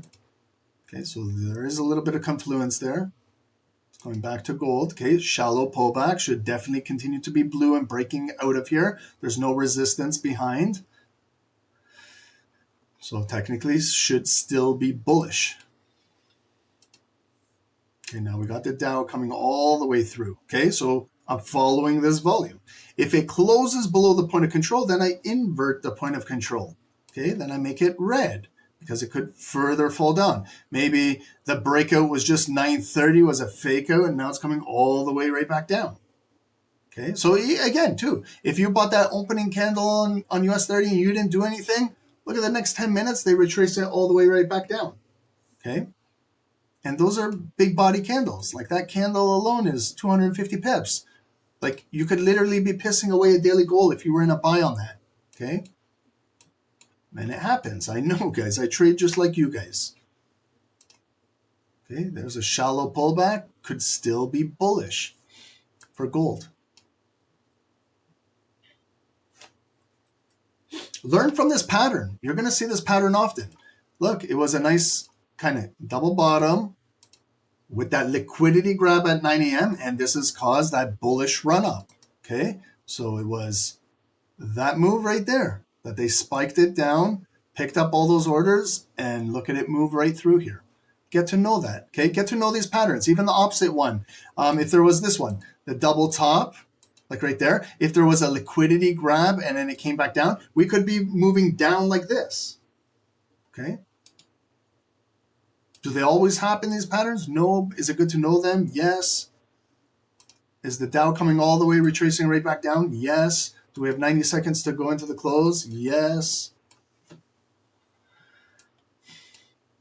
Okay, so markets are very volatile. Look, what goes up can come down just as fast. Trump just helped, yeah. Just like look at when he tweeted or whatever, Truth Social, whatever the hell he's doing. 9:32 a.m. That's when he opened his mouth about tariffs. Okay, the market was moving nice and bullish. 9:32. Let's go to the minutes. Look, 9:30, 9:31, 9:32. Trump's what he said here about tariffs, and look at the market since then. Okay, so sometimes you got to pay attention to Trump as well when he's speaking.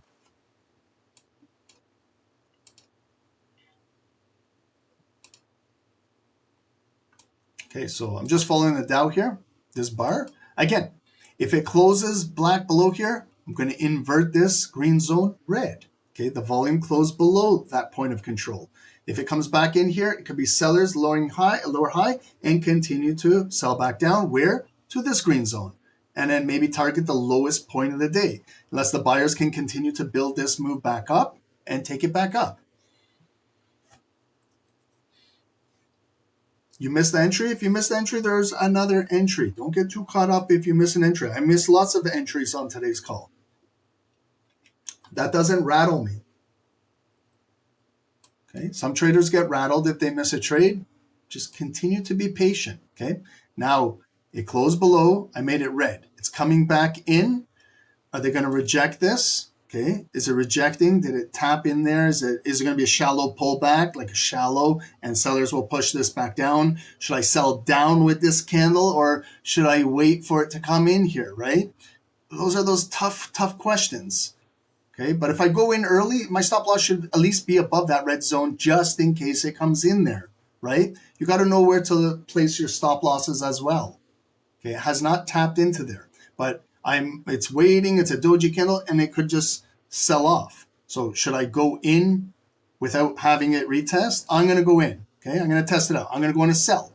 I tried to wait for the retest, didn't happen. So I'm going to place my stop loss now on US 30 above the red zone. I'm going to just put it above that purple line, above the bearish ignited candle that started at 940. And I'm going to look to see if we can come down to the green zone. And if it comes down there, maybe I'll start to reduce my risk and see if it breaks. Then I got to acknowledge that that's the lowest point of the day, that purple line. Okay. And I know I went in early without having it retest the red zone. Okay.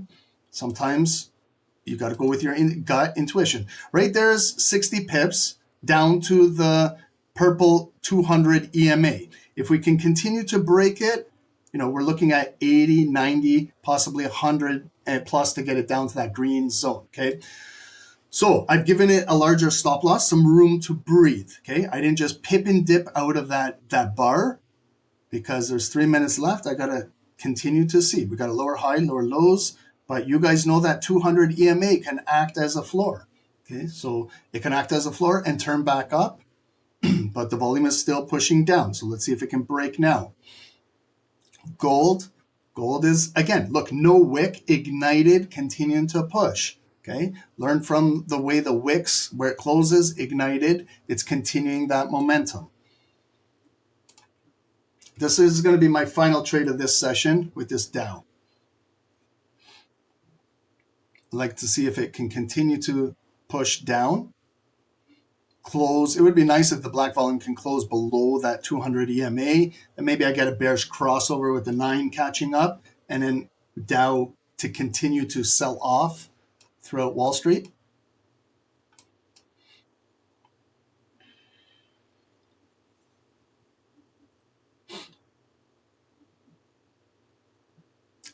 EU is in the news right now, 947.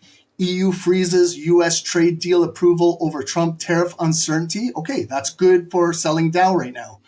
Anytime, okay, you got EU, European Union freezing the U.S. trade deal approval over Trump's tariff uncertainty. So even the European Union has no idea what Trump's doing, and that's why the market is selling. So look at this sell, guys, perfect. Okay, so that's about 85, maybe 100 pip move. Now maybe it's time to reduce risk.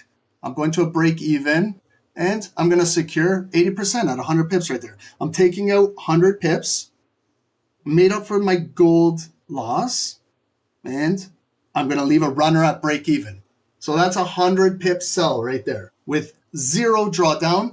I tried to wait for that pullback into the red zone, saw that shallow pullback, saw little news from Trump going, he's sticking to his tariffs. It's not good for the US market, and there's the sell. News follows with European Union.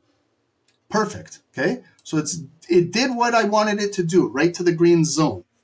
Okay. Now you can do something there. However, it could continue to close below and break, and then we're driving and testing that lowest point of the day. This could turn into 200 plus pips, right? I have a runner now. Okay. I want it to continue to run as much as it can. As soon as this bar closes, I'm going to cut it in half, find the point of control.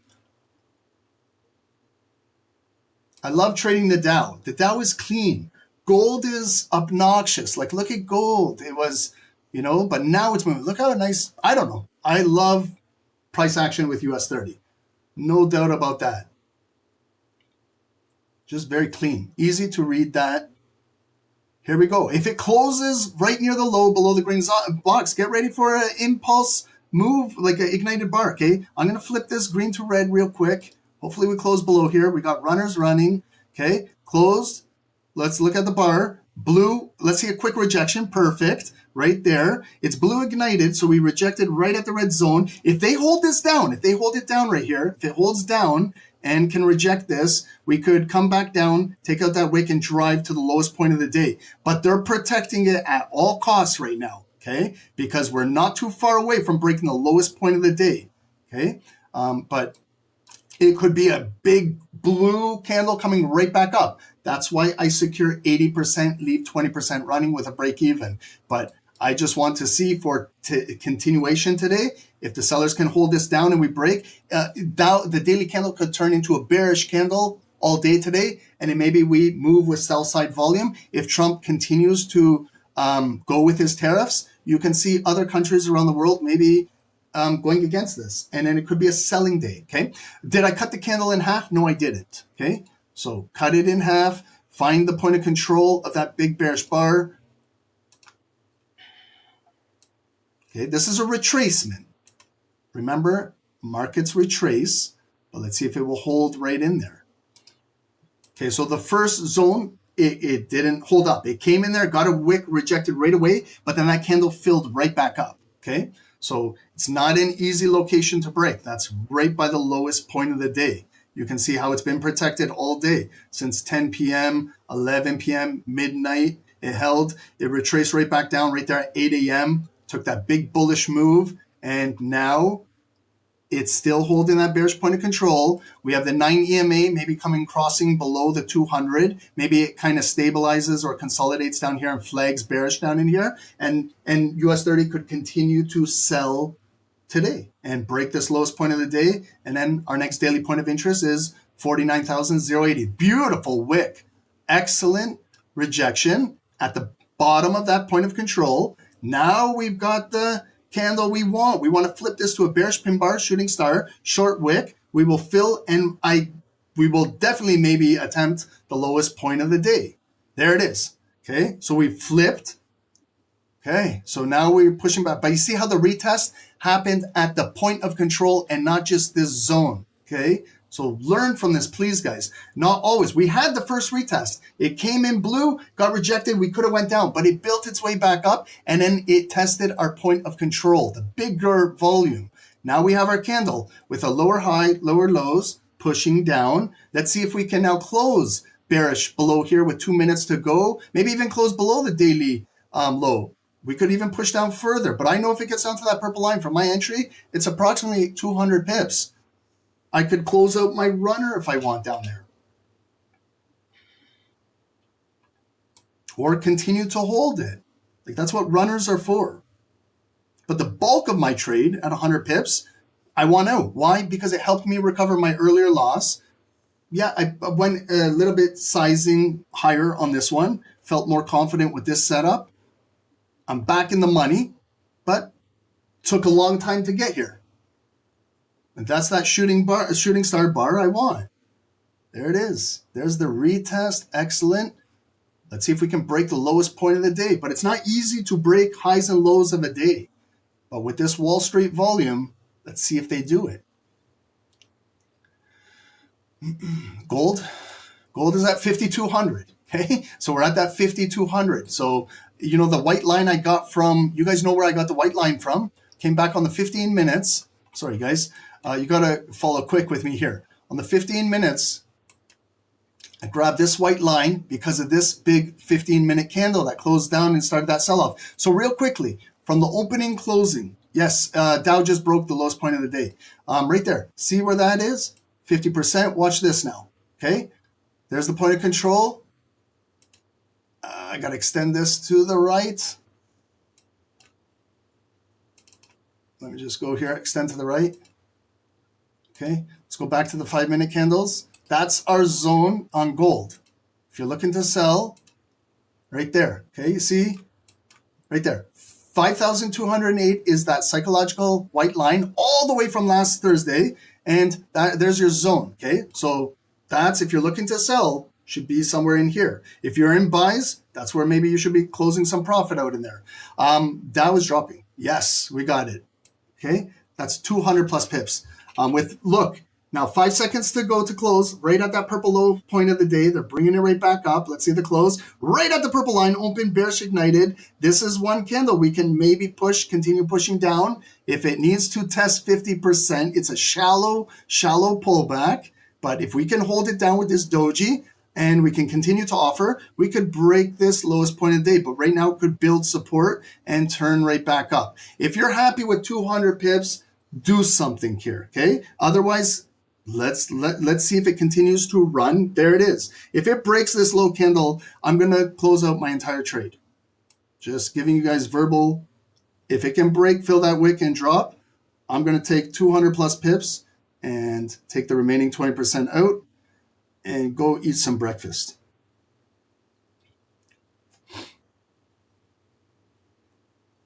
Come on. Fill that wick. Do your job. Here it goes. Fill and drop. Come on, come on, come on. Papa needs some pancakes. Okay, so we broke. I'm closing out. 4,900. 49,275 out. I'm out of this trade completely, guys, okay? And that was one with zero drawdown, okay? Out. Trade closed. Ms. Jones, oh man, I miss her. I miss her. Sitting here stressing out with gold through all this shit. Well, look at what Ms. Jones is offering us. Ms. Jones, man, I feel bad actually that I've been cheating on her with gold last couple months, and look at what she's giving us. Okay, there's right there your next pivot. If it drops all the way down there, that's where the market sunk, dropped, pivoted right back up. So that red line, if you're still in, I'm out. But for you guys, if it drops straight down there, get your money and get out. That would be like a 270, 80 pip drop. Holy shit.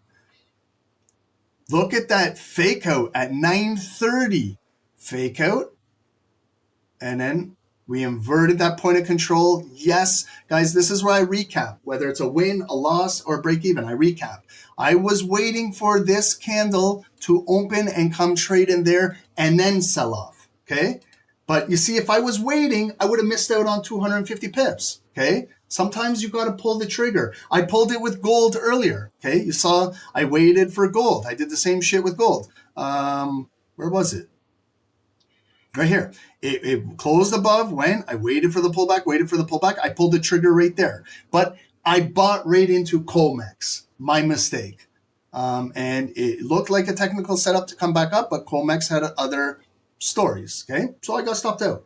But bigger buy was there. 9 a.m., break that, and there's the spike coming up, okay? So learn from this, guys. Learn. When it came up, I said shallow pullback. I measured the size of the wick, Wall Street volume. I felt comfortable taking the sell right there, right? And then I told you guys, I'm putting my stop loss above the red zone in case it wants to come up. It will put me in drawdown, but we retest this. I even gave it more room to breathe. I told you guys, I'm above that purple line, the previous daily high, and above the 940 bearish ignited candle. Just in case it spiked above here, I still wanted to be in this trade today because I felt like sell side volume was going to push it down. But this one worked out where there was zero drawdown. Went right into profit into that green box of 100 pips, closed out 80, and then look at the retest. You guys saw how I broke that down live with you guys. I got the retest I wanted, but as soon as it came down, it filled right back up. And then look at the retest right there. It was the bottom of the point of control of that big bar candle. Now we have the bearish crossover. If you use these EMAs, the 9 is crossing over the 200. But you see where I got in well before the indicators are telling me it's crossing over. That's why when you learn price action, it's the king of trading, okay? And right down to that red line was exactly this point right there, okay? If it moves down further, it could go down to that like wick right there. Then you're at a daily point of interest. If it's dropping all the way down to this yellow line and you guys don't take out any profit down there, that's where the big daily buyers are probably waiting to return it right back up. And you as a seller, you got to close your positions where the buyers are. They could be technically right there. If you're happy right there, get your money and get out or leave runners. Make some money, guys. That's almost a 300 pip move in 5, 10, 15 minutes. Daily goal, okay? And easily can recover from a loss. Did you see how I was playing it a little bit more safer after I took the L? I didn't go on impulse. I could have done some impulse trading on gold. I waited. I did top down. I looked at Dow, a different security, right? Being selective. I loved the setup on Dow. I will take this setup all day, every day, if I see this setup. Learn about that setup. Okay, I don't know what you guys call it. I call it Wall Street making a move, liquidating all positions. I figured out the point of control, but then it turned into an inverted bearish point of control, and there's the sell. What else can I explain?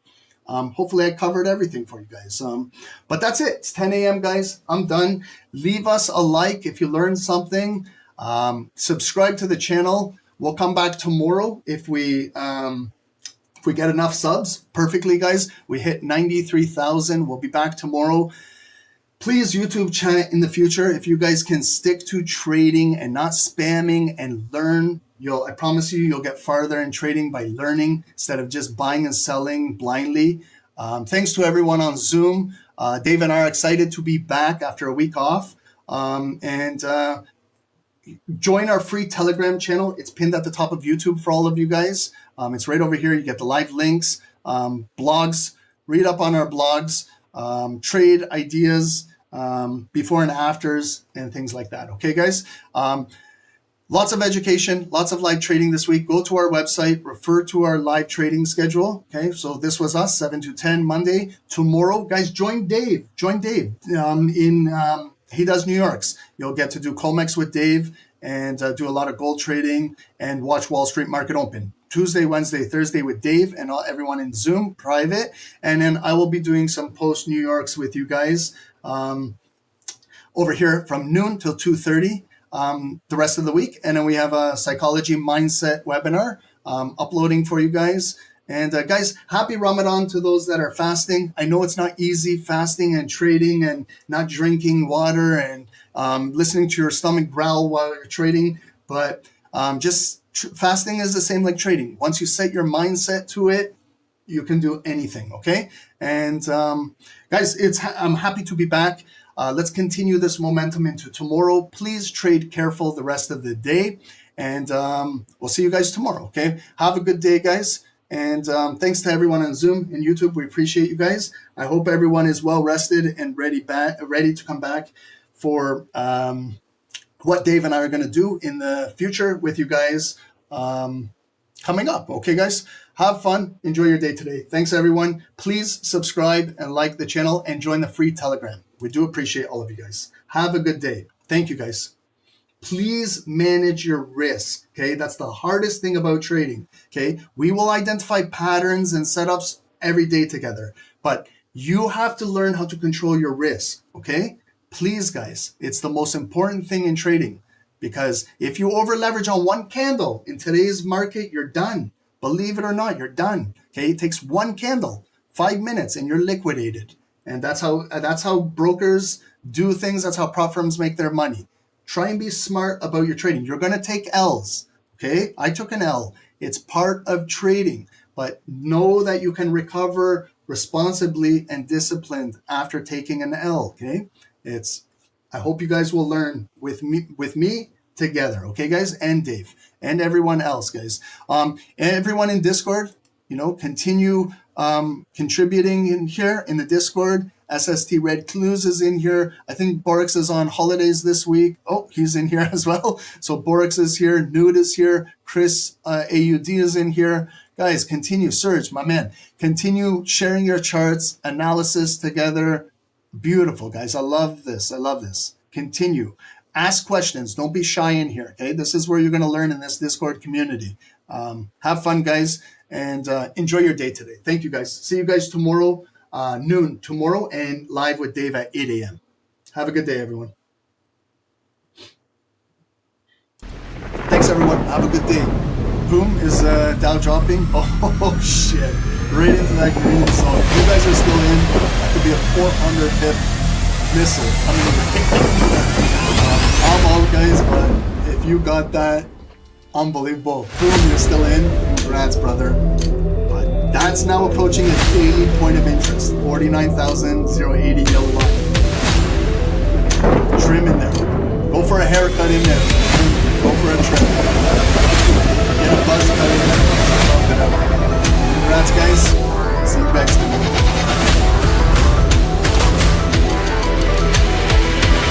Recording stopped.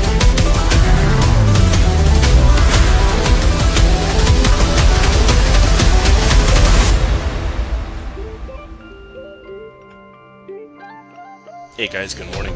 Welcome to the live session of Stocks Network Trading. My name is Dave, guys, my partner is Ron. Let's get down to business here, guys. In on US 30, sell, okay? I'm jumping in.